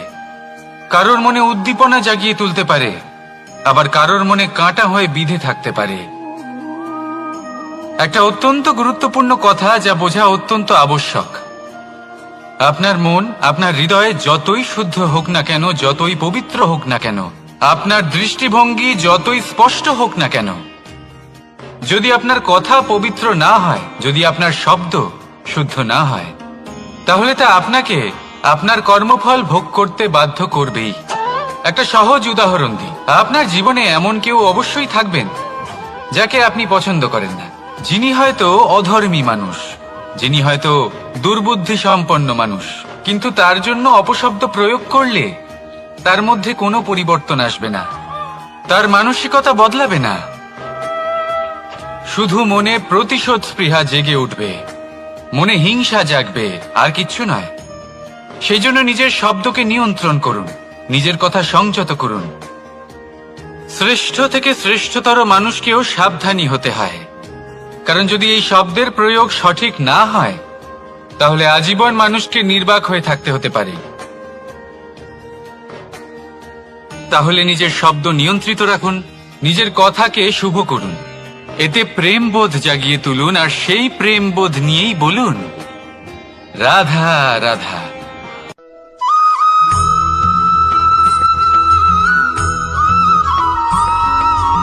বটবৃক্ষের বীজ সর্ষের দানার থেকেও ছোট হয়, কিন্তু যখন তা নিজের রূপ ধারণ করে, তখন তা বিশাল বৃক্ষের আকার ধারণ করে, যা সহস্র বছর ধরে বেঁচে থাকে, ছায়া প্রদান করে, পাখিদের আশ্রয় প্রদান করে, আর দেয় পথচারীদের বিশ্রাম করার স্থান।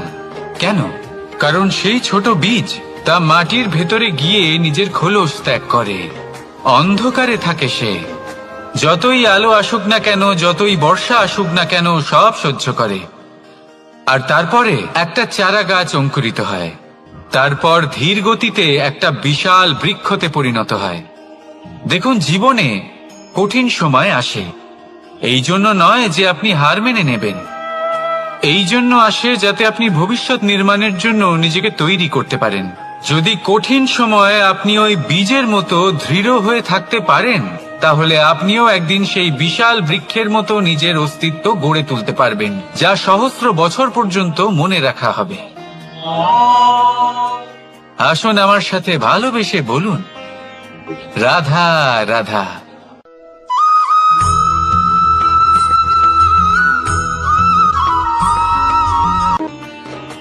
ভগবান আর ভক্ত যখন এক আকার হয়ে যায়,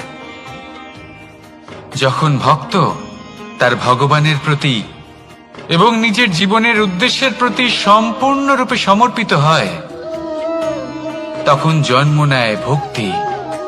এই সংসারের সমস্ত আশা হয়তো আপনার সঙ্গ ত্যাগ করে দিতে পারে, তখনও ভক্তি সাথে থাকবে।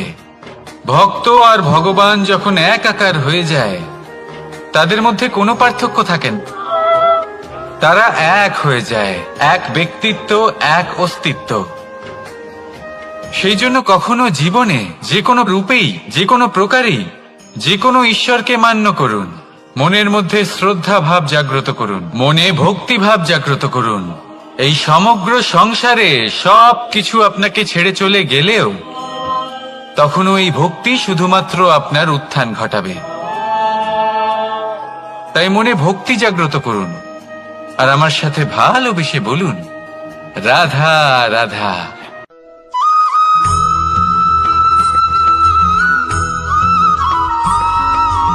বটবৃক্ষের বীজ সর্ষের দানার থেকেও ছোট হয়, কিন্তু যখন তা নিজের রূপ ধারণ করে, তখন তা বিশাল বৃক্ষের আকার ধারণ করে, যা সহস্র বছর ধরে বেঁচে থাকে, ছায়া প্রদান করে, পাখিদের আশ্রয় প্রদান করে, আর দেয় পথচারীদের বিশ্রাম করার স্থান। কেন? কারণ সেই ছোট বীজ তা মাটির ভেতরে গিয়ে নিজের খোলস ত্যাগ করে। অন্ধকারে থাকে সে, যতই আলো আসুক না কেন, যতই বর্ষা আসুক না কেন, সব সহ্য করে। আর তারপরে একটা চারা গাছ অঙ্কুরিত হয়, তারপর ধীর গতিতে একটা বিশাল বৃক্ষতে পরিণত হয়। দেখুন, জীবনে কঠিন সময় আসে, এই জন্য নয় যে আপনি হার মেনে নেবেন। এই জন্য আসে যাতে আপনি ভবিষ্যৎ নির্মাণের জন্য নিজেকে তৈরি করতে পারেন। যদি কঠিন সময়ে আপনি ওই বীজের মতো দৃঢ় হয়ে থাকতে পারেন, তাহলে আপনিও একদিন সেই বিশাল বৃক্ষের মতো নিজের অস্তিত্ব গড়ে তুলতে পারবেন, যা সহস্র বছর পর্যন্ত মনে রাখা হবে। আসুন আমার সাথে ভালোবেসে বলুন, রাধা রাধা।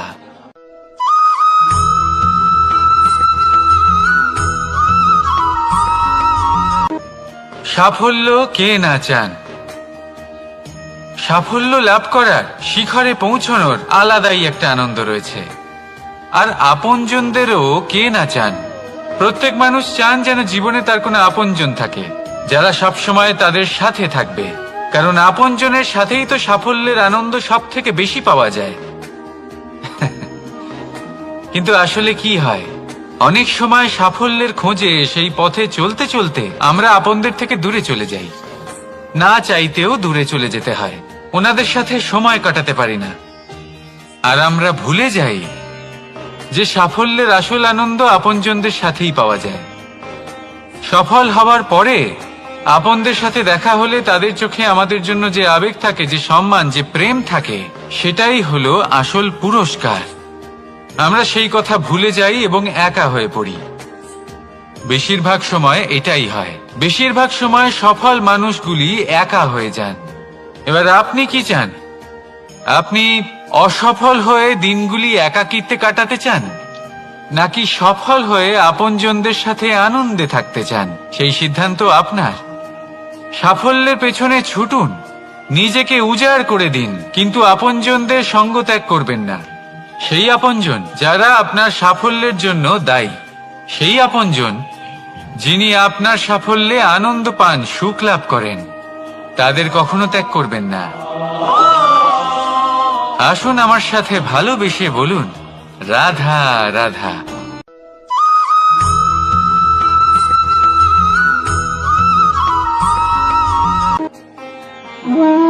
এই ব্রহ্মাণ্ড কত বৃহৎ, তাই না? যার সম্মুখে এই পৃথিবীকেও একটা বিন্দুর মতো মনে হয়। আর এই পৃথিবীতে আমরা কে হই, আমাদের আকার কিরকম, আমাদের অস্তিত্বই বা কি? যখন আমরা এভাবে ভাবি তখন মনে হয় আমরা কিছুই নই। তা আমরা যখন কিছুই নই, তাহলে আমরা এত চিন্তা করি কেন? কি ভেবে ভয় পাই? কাকেই বা এত ভয় পাই? কে আমাদের মারতে পারে আর কেই বা আমাদের জন্ম দেবে? আত্মার আসলে না কখনো জন্ম হয় আর না কখনো মৃত্যু। আত্মা শুধুই শরীর বদল করে। আপনি, আমি, আমরা সকলে এই শরীর নয়, আমরা হলাম আত্মা, যা হলো পরম আত্মার পরম অঙ্গ। সেই জন্য মনে রাখবেন, বাইরের কোথাও দেখবেন না, নিজের অন্তরের গভীরে গিয়ে দেখুন, আত্মাকে উপলব্ধি করতে শিখুন। ক্লেশ, ভয়, চিন্তা, এই সব কিছুর থেকে নিজেকে দূরে রাখুন, তাহলেই উপলব্ধি করতে পারবেন পরমাত্মাকে। তাহলে আসুন আমার সাথে ভালোবেসে বলুন, রাধা রাধা।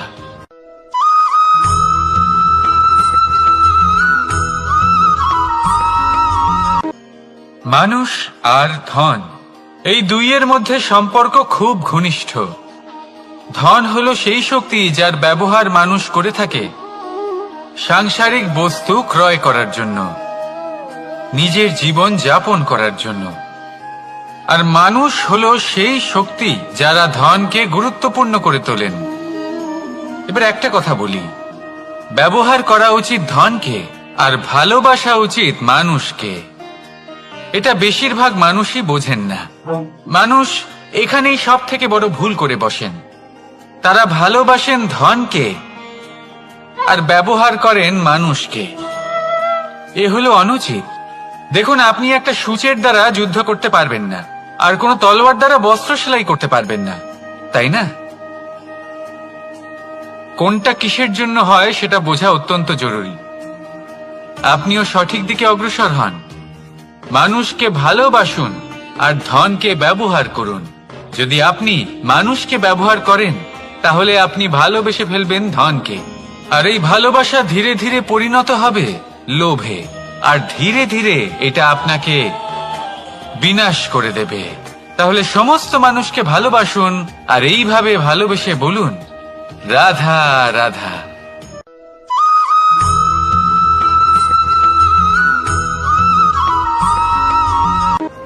পরিবর্তন এই সংসারের শাশ্বত নিয়ম। কোন রাজা নেই যিনি চিরকাল রাজা থাকেন, কোন ধনী ব্যক্তি নেই যিনি চিরকাল ধনী থাকবেন। এই সংসারে সূর্যের স্থান নেওয়ার জন্য চন্দ্রিমার আগমন ঘটে। কোন স্থান যাকে পতিত বলা হয়েছিল সেখানে মহল তৈরি হয়েছে, কোন স্থান যাকে আজ মলিন বলা হয়েছে কাল সেখানে মন্দিরও স্থাপন হতে পারে। কোন ঋতু চিরকালের জন্য থাকে না, কখনো সময় চিরকাল একরকম থাকে না। আজ যা আপনার কাছে রয়েছে কাল অন্য কারোর ছিল, আজ যে আপনার কাছে রয়েছে কাল তা অন্য কারোর কাছে চলে যাবে। আপনার সাথে কিছু থাকলে তা হলো আপনার কর্ম, কিন্তু সেই কর্মের পরিণামও আপনার নয়। আপনি শুধু কর্ম করুন, বাকি সবকিছুই পরিবর্তনশীল। কিন্তু সেই পরিবর্তনকে দেখে ভয় পাওয়ার প্রয়োজন নেই, তাকে স্বাগত জানান। যদি আপনি হাসি মুখে সেই পরিবর্তনকে স্বাগত জানান, তাহলে এই পরিবর্তনও হাসি মুখে আপনার সাথে থাকবে। আসুন আমার সাথে ভালোবেসে বলুন, রাধা রাধা।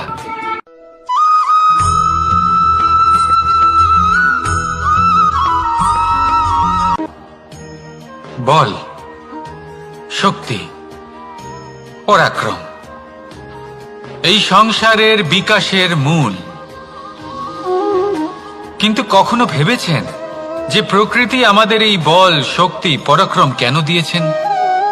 যাতে আমরা জীবনে কারোর উদ্ধার করতে পারি, কাউকে সাহায্য করতে পারি, কারোর জন্য ভালো কিছু করতে পারি, কোনো গরিব অসহায় মানুষের জন্য কিছু করতে পারি। এই বল, এই শক্তির সদ্ব্যবহার করতে পারি।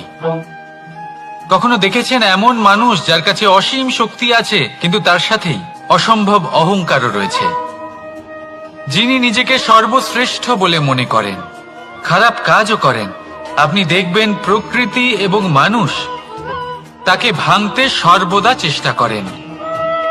মনে রাখবেন, যতই সুবিশাল পর্বত হোক না কেন, তা যদি পথে পড়ে তাকে ভেঙে পথ প্রশস্ত করা হয়।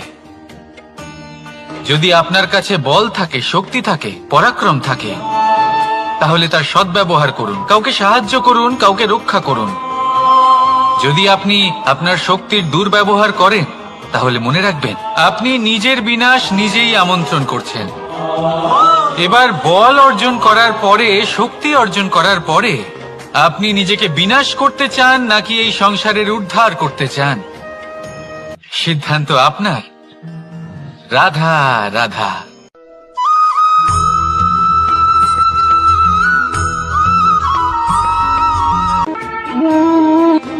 সময়, এই সময় আসলে কি?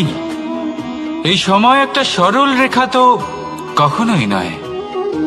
সময় হলো একটা চক্র, যেখানে এর আদি সেখানেই হলো এর অন্ত, আর যেখানে তা শেষ হয় সেখান থেকেই তার শুরু হয়। এই সময় একটা অত্যন্ত বিচিত্র চিন্তা, বিচিত্র ভাবনা, একটা বিচিত্র বস্তু যা কেউ বুঝতে পারেন না। এই সময়ের লীলা, এর কোনো প্রমাণ নেই, কোনো জ্ঞান নেই, কোনো পরিমাপ নেই। শুধু এটুকু আমরা জানতে পারি, যেখানে শেষ হবে সেখান থেকে একটা নতুন সূচনাও হবে। যা আজ আপনার কাছে আছে কাল অন্য কারোর কাছে যাবে, তারপরে তার কাছ থেকেও অন্য কারোর কাছে যাবে, তারপরে তার থেকেও ছিনিয়ে নেওয়া হবে। এই নিয়তির একজনের কাছ থেকে অন্যজনের কাছে আদান প্রদানের এই সময় হলো আপনার সময়। এই সময়ের সদ্ব্যবহার করুন, এই সময়কে বাঁচুন। আপনাকে শুধু এটাই সুনিশ্চিত করতে হবে যে আপনি কোন পক্ষে আছেন। আর সত্যি বলতে কি, আপনার জীবনের পরিণাম নির্ভর করে আপনার নির্বাচনের ওপর। আপনি কোন পক্ষ নির্বাচন করছেন। তাহলে মনে রাখবেন, জীবনে সেই পক্ষই নির্বাচন করবেন যা চয়ন করার পরে আপনি সুখ অনুভব করবেন, আপনি সন্তোষ লাভ করবেন, প্রসন্নতা লাভ করবেন। আর আমি এটাই সুনিশ্চিত করব যে এই পক্ষ যেন শান্তির পক্ষ হয়, এই পক্ষই যেন প্রেমের পক্ষ হয়। তাহলে চিন্তা করবেন না, আর আসুন আমার সাথে ভালোবেসে বলুন, রাধা রাধা।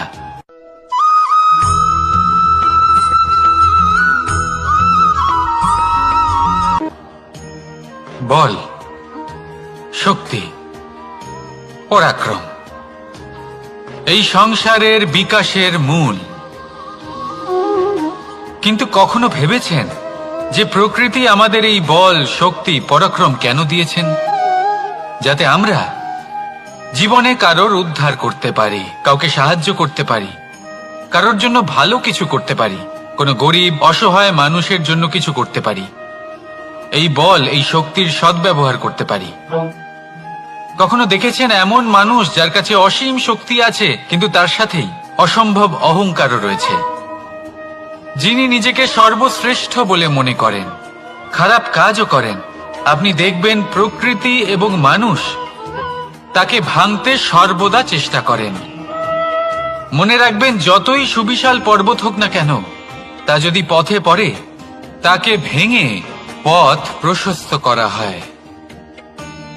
যদি আপনার কাছে বল থাকে, শক্তি থাকে, পরাক্রম থাকে, তাহলে তার সদ্ব্যবহার করুন, কাউকে সাহায্য করুন, কাউকে রক্ষা করুন।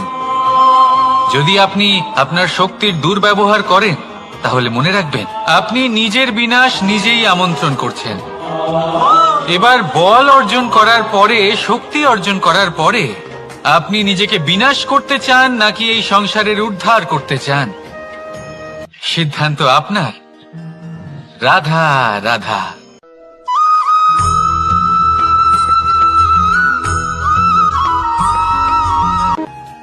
দৃষ্টি আর দৃষ্টিভঙ্গি, এই সমগ্র লীলা হলো এই দুইয়ের। বিচিত্র হতে পারে কিন্তু এটাই সত্যি। এবার আপনাকে একটা উদাহরণ দিয়ে বোঝাই। অনেক সময় আপনি কোনো ব্যক্তিকে এটা বলতে শুনবেন যে আমি আমার নিজের উপরে গর্ব করি, আমি নিজেকে নিয়ে গর্ব করি, আমি খুব ভালোভাবে আমার মা বাবার সেবা করি, ওনাদের আমি সবসময় সুখী রাখি, ওনাদের আমি একটা বাড়ি দিয়েছি, সকল সুখ সুবিধা দিয়েছি, ওনাদের জীবনে প্রত্যেক জিনিস দিয়েছি আর দেব যা তাদের প্রয়োজন। এবার আমাকে বলুন যে আপনি কে হন? আপনি হলেন সেই বীজ যা আপনার মাতা পিতা রোপণ করেছেন।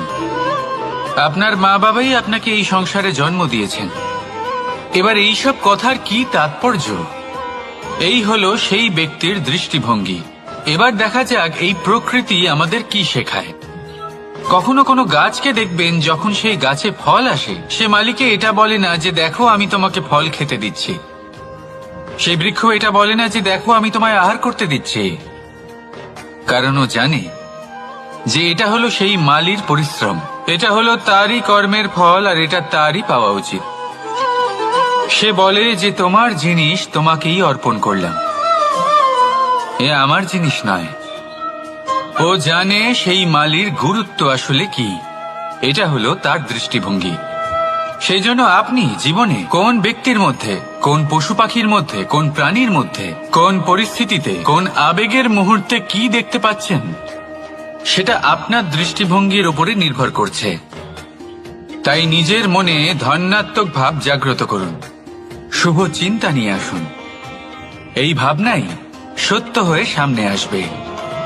এই দৃষ্টিভঙ্গি এমন হয়ে যাবে যে আপনার জীবনে সবকিছুই শুভ হবে। তাহলে আসুন আর আমার সাথে ভালোবেসে বলুন, রাধা রাধা।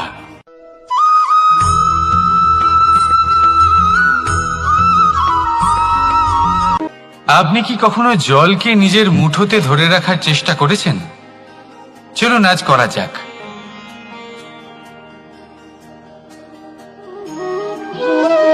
যদি আপনি নিজের মুঠো জোরে বন্ধ করেন,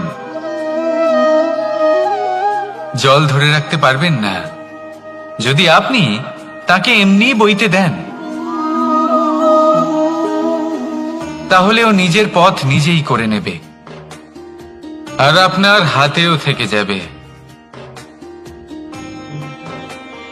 আমাদের জীবনও হলো কিছুটা এরকম, জলের মতো। নিজের পথ নিজেই করে নেয় এই জীবন। প্রত্যেক সমস্যার সমাধান নিজেই করে নেয় এই জীবন।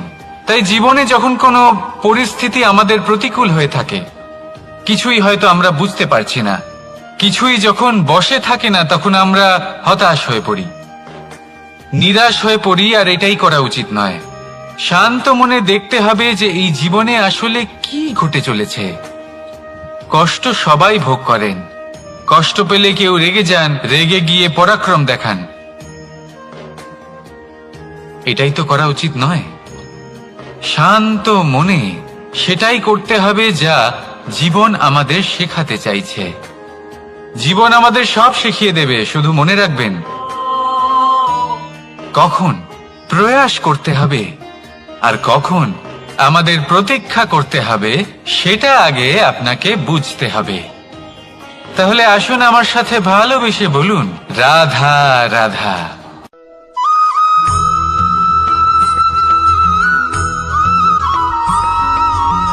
প্রতিশোধ অথবা কাউকে দুঃখ দেওয়ার ভাবনা, যদি এটা আপনার মনে থাকে, তাহলে আপনি নিজের মনেই যন্ত্রণার একটা বিশাল বৃক্ষ রোপণ করছেন, এটা মনে রাখবেন। কারণ কাউকে দুঃখ দেবার এই ভাবনা, এটা হলো সেই বীজ যা আপনার মনেই পতিত হবে, আপনার মনেই অঙ্কুরিত হবে, আর আপনার মনেই একটা বিশাল বৃক্ষরূপে বেড়ে উঠবে। জীবন আপনার, কর্ম আপনার, কাউকে দুঃখ দেবার ভাবনা আপনার ছিল, এই বৃক্ষ হলো আপনার, তাই এর ফলও আপনিই পাবেন, যা গ্রহণও আপনাকেই করতে হবে। মনে রাখবেন, যে মানুষ এটা ভাবে যে আমি ওকে দুঃখ দেব, ওকে কষ্ট দিতে চাই আমি, সেই মানুষই দুঃখ আর কষ্ট পেয়ে থাকে। যদি সেই জায়গায় আপনি এটা ভাবেন যে আমি কাউকে সুখী করে তুলতে চাই, কাউকে সুখ প্রদান করতে চাই, তাহলে তারও বীজ আপনার মনেই রোপণ হবে, বৃক্ষে পরিণত হবে, যার ফলও আপনিই পাবেন। এখানে বিষয়টা হলো শুধু মানসিকতার চিন্তা, যা সত্য হয়ে আপনার সামনে আসে। তাহলে এই মানসিকতা শুভ করুন, সবার জন্য মঙ্গল কামনা করুন। অন্যের মনে আপনার জন্য ভালো চিন্তা থাকুক বা না থাকুক, আপনি সবার জন্য শুভ চিন্তা করে কর্ম করতে থাকুন, তাহলে আপনার সাথেও ভালোই হবে। তাহলে আসুন আর আমার সাথে ভালোবেসে বলুন, রাধা রাধা।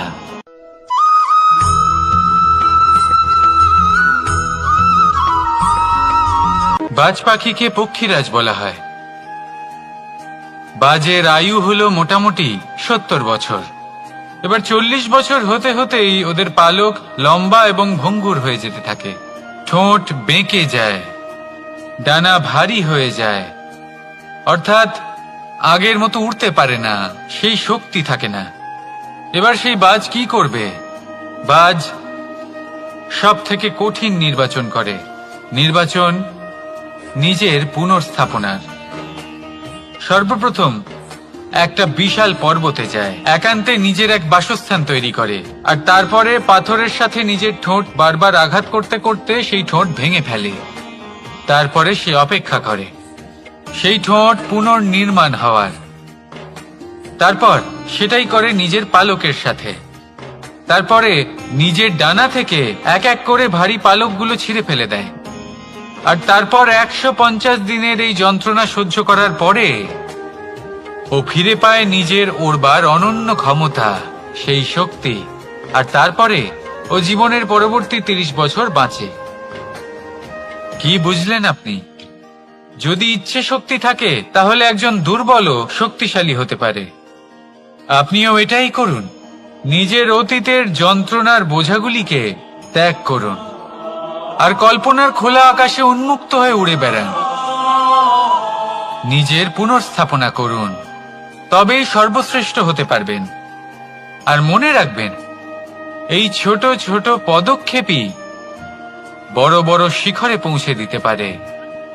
তাহলে আসুন আর আমার সাথে ভালোবেসে বলুন, রাধা রাধা।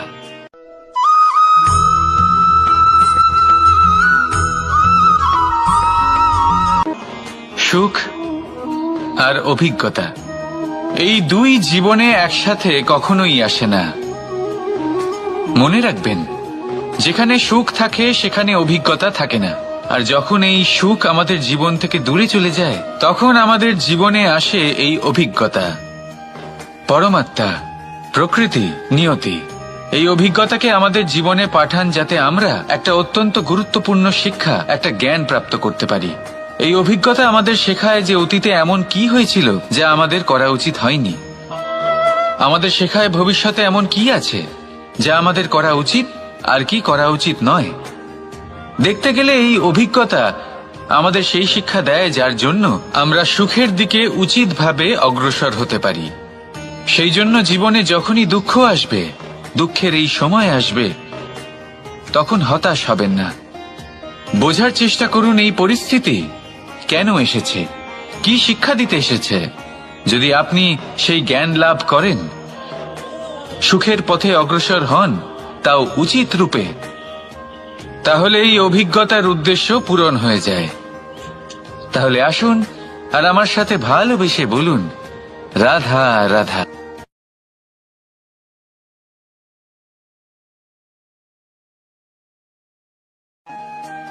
জীবনে আমরা সবাই, এই সংসারে প্রত্যেকেই শুধুমাত্র ওপরে উঠতে চায়। এমন কেউ নেই যে নিচে পড়তে চায়। কিন্তু আপনাকে যদি সত্যের সাথে পরিচয় করাই, তাহলে নিচে পড়া অত্যন্ত আবশ্যক। যখন আপনি নিচে পড়েন, তখন সর্বপ্রথম আপনার মনে পড়ে উপরে যখন ছিলেন সেই স্থান, সেই সময় এবং তার গুরুত্ব কি ছিল। তার থেকেও বড় শিক্ষা, আপনার যখন পতন ঘটে তখন আপনি বুঝতে পারেন আপনার আপন কে আর আপনার পর কে। কে আপনার শুভাকাঙ্ক্ষী আর তারা কে যারা আপনাকে ঈর্ষা করেন, আপনাকে ঘৃণা করেন। দেখুন, যখন আপনার পতন ঘটে, সেই সময় যিনি হাত বাড়াবেন আপনাকে সাহায্য করার জন্য, উনিই আপনার আপনজন। আর যখন আপনার পতন ঘটে, তখন শান্ত হয়ে দেখবেন যে আপনাকে দেখে হাসছে সেই আপনার পর। আর এই আপনজন আর পরের জ্ঞান তখনই হবে যখন আপনার পতন ঘটবে, তখন নয় যখন আপনি উন্নতি করছেন। সেই কারণে পতনকে কখনো ভয় পাবেন না। এটা আপনাকে জীবনের খুব বড় এক শিক্ষা দিয়ে যায়। রাধা।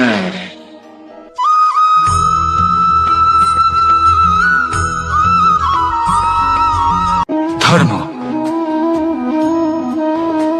আমরা সকলে ধর্মের বিষয়ে কথা বলি, কখনো নিজের ধর্মের বিষয় আর কখনো অন্যের ধর্মের বিষয়। কখনো আমরা অধর্ম দেখলে সেই বিষয়ে কথা বলি। অনেক রকম আলোচনা হয়, কিন্তু এই ধর্ম আসলে কি, সেটা কি কেউ বোঝে? যদি আমি আপনাকে উত্তর দিই, এই উত্তর সরল। ধর্ম হলো তাই যা মানুষকে অন্য মানুষের সাথে, সমস্ত বিশ্ব সংসারের সাথে আনন্দ সহকারে বাঁচতে শেখায়। সেই জন্য আপনি যদি কখনো কোনো ধর্মীয় স্থানে যান, সেই ধর্মীয় স্থানে গিয়ে আপনার শান্তির অনুভূতি হয়, তাই না? কিন্তু দেখুন, ধর্মের জ্ঞান থাকলেই সেই মানুষ ধর্মের পথে চলতে পারবে এমন কোনো কথা নেই। অনেক সময় সম্পর্কে যখন সংঘর্ষ বেড়ে যায়, তখন ইচ্ছের জন্ম হয়, ক্রোধের জন্ম হয়, অহংকারের জন্ম হয়, আর তারপর বিনাশ হয়ে যায় এই ধর্মের। সেই জন্য দ্বিতীয় সবথেকে গুরুত্বপূর্ণ গুণ যা আমার সারথীর মধ্যে থাকা উচিত, তা হলো ধর্মবীর হওয়া। এবার দেখতে হবে সেটা এই যে কে হবে সেই ব্যক্তি যিনি এই স্বয়ম্বরে নিজের ধর্মে অটল থাকবেন। কারণ সেই ব্যক্তি এই সংসার থেকে সরে এসে ধর্মের পুনঃস্থাপনের এই মহাকার্যে আমার সারথি হতে পারবেন। তাহলে আসুন আমার সাথে ভালোবেসে বলুন, রাধা রাধা।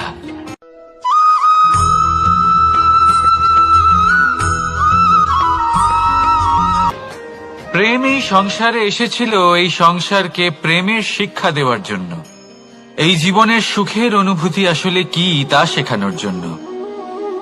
কিন্তু যদি সত্যি কথা বলি, তো আমি নিজেই প্রতিদিন প্রেমের নতুন নতুন স্বরূপ দেখতে পাই, প্রেমের একটা নতুন অনুভূতি প্রত্যেক নতুন দিনে। আর তার কারণ হলো এই প্রেম অনন্ত। এ হলো দৈব। প্রেম হলো এই সংসারের সব থেকে বড় ঢাল এবং সব থেকে বড় অস্ত্র।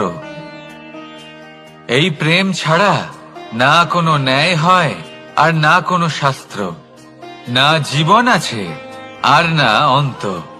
এবার যদি এই প্রেম মনের মধ্যে বাস করতে শুরু করে, তাহলে কখনো কোনো সমস্যাই হবে না, আর যদি হয়েও থাকে তাহলে তা স্থায়ী হবে না। এই প্রেম কি না করতে পারে? এই প্রেম সমস্ত সমস্যা মিটিয়ে ফেলতে পারে। আপনার মনের মধ্যে অহংকারকেও বিনাশ করে দিতে পারে। আপনাকে সাক্ষাৎ ঈশ্বরের সাথে দেখা করাতে পারে। তাই প্রেমের দ্বারা প্রয়াস করতে থাকুন। এই সংসারের প্রত্যেক মানুষকে, প্রত্যেক বস্তুকে, প্রত্যেক জীব জন্তুকে ভালোবাসবেন। আর এই প্রেমের দ্বারাই বলুন, রাধা রাধা।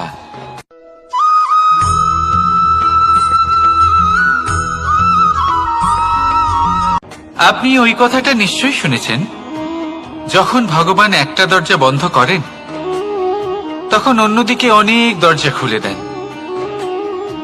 এবার এই দরজা, এই সমস্ত পথ আমরা দেখতে পাই না, অনেক সময় আমরা বুঝতে পারি না, হারিয়ে যায় সব। কখনো কখনো মনে হয় যে এই কথাটাই মিথ্যে, কিন্তু আসলে তা তো নয়। তাহলে হারিয়ে যায় কেন? কারণ আমরা সময় নষ্ট করি এই দরজার দিকে তাকিয়ে থেকে। ভাবি এই বুঝি দরজা খুলবে, এবার দরজা খুলবে। অপেক্ষা করতে করতে আমরা অনেক সময় নষ্ট করে ফেলি। এত সময় নষ্ট করি যে আমরা দেখতে পাই না, খুঁজে পাই না সেই সমস্ত দরজা আর পথ যা আমাদের জন্য খোলা রয়েছে। যদি খুঁজেই না পাই তাহলে তা ব্যবহার করব কি করে? মনে রাখুন, ভগবান সব সময় আমাদের সাথে রয়েছেন, আমাদের সাহায্য করছেন। এই পথ সব সময় আছে, সর্বত্র আছে। দরকার রয়েছে শুধুমাত্র দৃষ্টির, দৃষ্টিভঙ্গি এবং ভাবনার। এই দৃষ্টিকে বিস্তৃত করুন, এই দৃষ্টিভঙ্গিকে ধন্যাত্মক করে তুলুন, আর এই ভাবনা, এর সীমা একটু বাড়িয়ে তুলুন। তারপর দেখবেন সব খুঁজে পাবেন।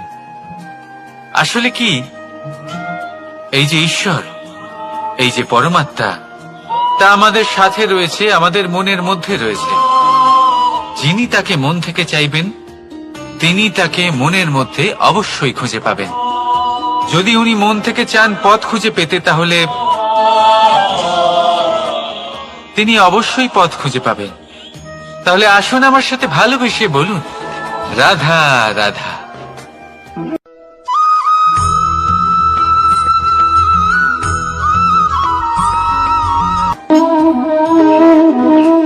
প্রশান্তি জড়িত নিদ্রা মানুষের জীবনের একটা অত্যন্ত গুরুত্বপূর্ণ সুখ এবং প্রয়োজনীয়তাও।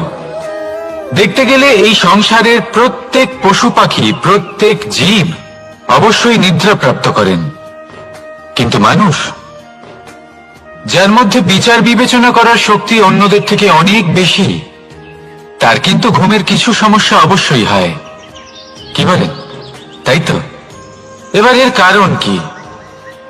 চিন্তা। এবার চিন্তা আমাদের সবার জীবনে আছে।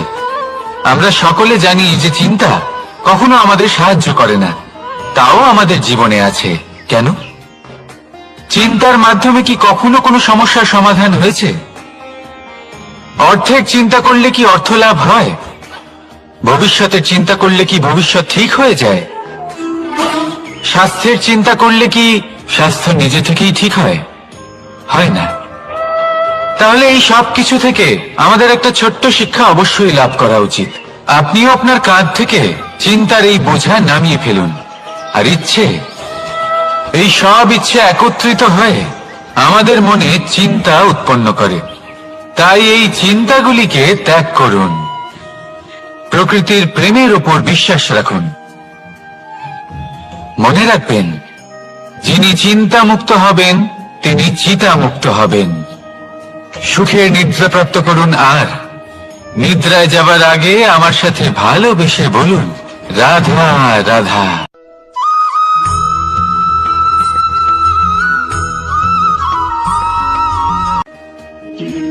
আমরা সবাই জীবনে সফল হতে চাই, তাই না?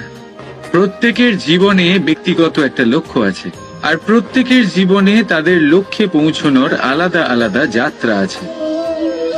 এবার এই যাত্রায় অগ্রসর হওয়ার জন্য পথের দরকার। পথ, এই পথ, এটা অত্যন্ত গুরুত্বপূর্ণ, আর মানুষ এটাই বুঝে উঠতে পারেন না। অধিকাংশ মানুষ তাদের গোটা জীবন কাটিয়ে দেন এই পথ খুঁজতে গিয়ে, আর অধিকাংশ মানুষ জীবন কাটিয়ে দেন তাদের এই পথ বদলাতে গিয়ে। কিন্তু এভাবে সাফল্য অর্জন করা যায় না। এবারে আপনারা জিজ্ঞেস করবেন কি করে সাফল্য লাভ করবেন? এই সফলতা তিনি অর্জন করেন যে তার পথ নিজেই তৈরি করেন। দেখুন, যত শক্তি আর যত সময় আপনি পথ খুঁজতে আর বদলাতে গিয়ে নষ্ট করবেন, তার থেকে কম সময় এবং শক্তির দ্বারা আপনি নিজের পথ নিজেই বানাতে পারবেন, নিজের লক্ষ্যে পৌঁছতে পারবেন। সেই জন্য বারবার আপনার পথ বদলাবেন না, খোঁজাখুঁজি করবেন না। নিজের এই যাত্রায় নিজের পথ নিজেই তৈরি করুন, আর যত তাড়াতাড়ি সম্ভব নিজের লক্ষ্যে পৌঁছে যান। রাধা রাধা।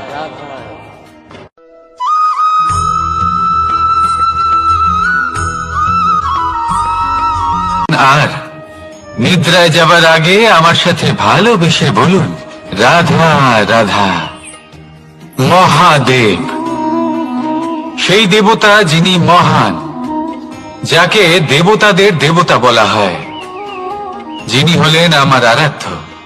কখনো আপনার মনে এই প্রশ্ন এসেছে যে শিবকেই কেন মহাদেব বলা হয়, অন্য কোনো দেবতাকে কেন বলা হয় না?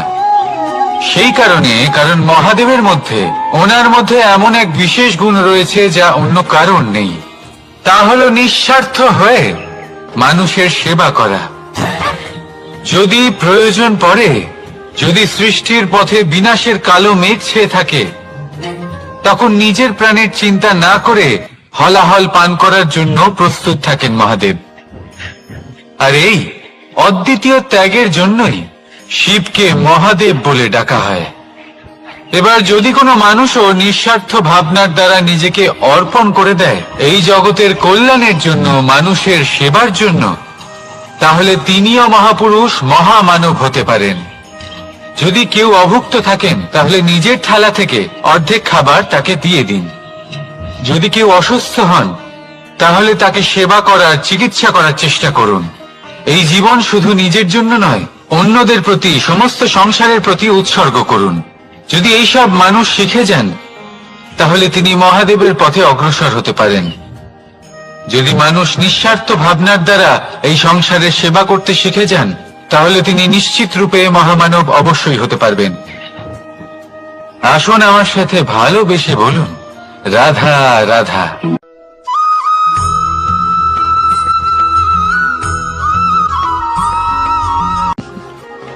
সময়, এই সময় না কোনো ব্যক্তি, না জীব, না বস্তু, তাও সময় জীবিত থাকে।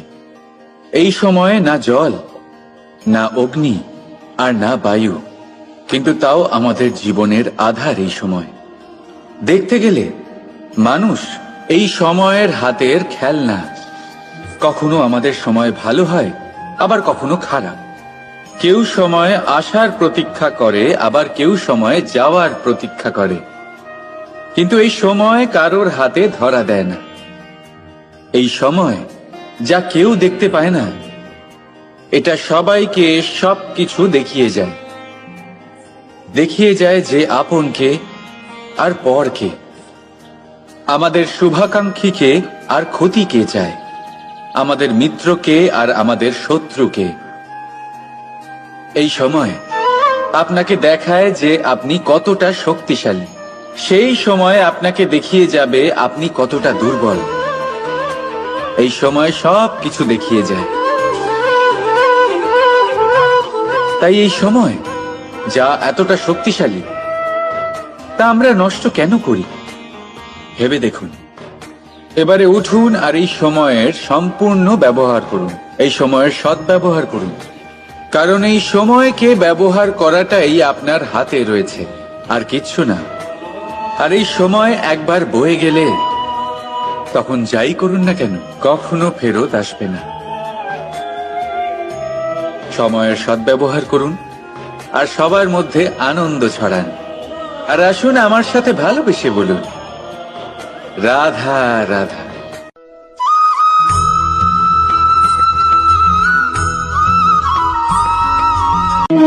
স্বর্ণ, হিরে, মুক্ত, মানিক, এই সব কিছুকে আগে পাথর বলা হতো। তাহলে এমন কি হলো যে এদের রত্ন বলা হয়? আর রত্ন তা বাস্তবে আসলে কি? এটা হলো সেই পাথর যাকে আগে আগুনের তাপ সহ্য করতে হয়েছে, পরখ করা হয়েছে, যাচাই করা হয়েছে, এদের কাটার চেষ্টা করা হয়েছে, কিন্তু তারা কখনোই নষ্ট হয়নি, বরং তারা আরো উদ্ভাসিত হয়েছে, আরো উজ্জ্বল হয়েছে, এই সংসারে আরো প্রকাশ ছড়িয়ে দিয়েছে। সেই জন্য এরা হলো এত অমূল্য, সেই জন্য এরা হলো বহুমূল্য, সেই জন্য এদের রত্ন বলা হয়। এবার মানুষের কাছেও এই নির্বাচনের অধিকার রয়েছে যে আমরা শুধু পাথর হয়ে থাকব নাকি রত্ন হয়ে থাকব। কিভাবে? আমাদের জীবনেও অনেক সমস্যা রয়েছে, বাধা আছে, বিপত্তি আছে। আমরা সেই বাধার তাপে উত্তপ্ত হই, এই সমস্যা আমাদের কাটার চেষ্টা করে। অনেক মানুষ বিভিন্ন পরিস্থিতি আমাদের ভাঙার চেষ্টা করে।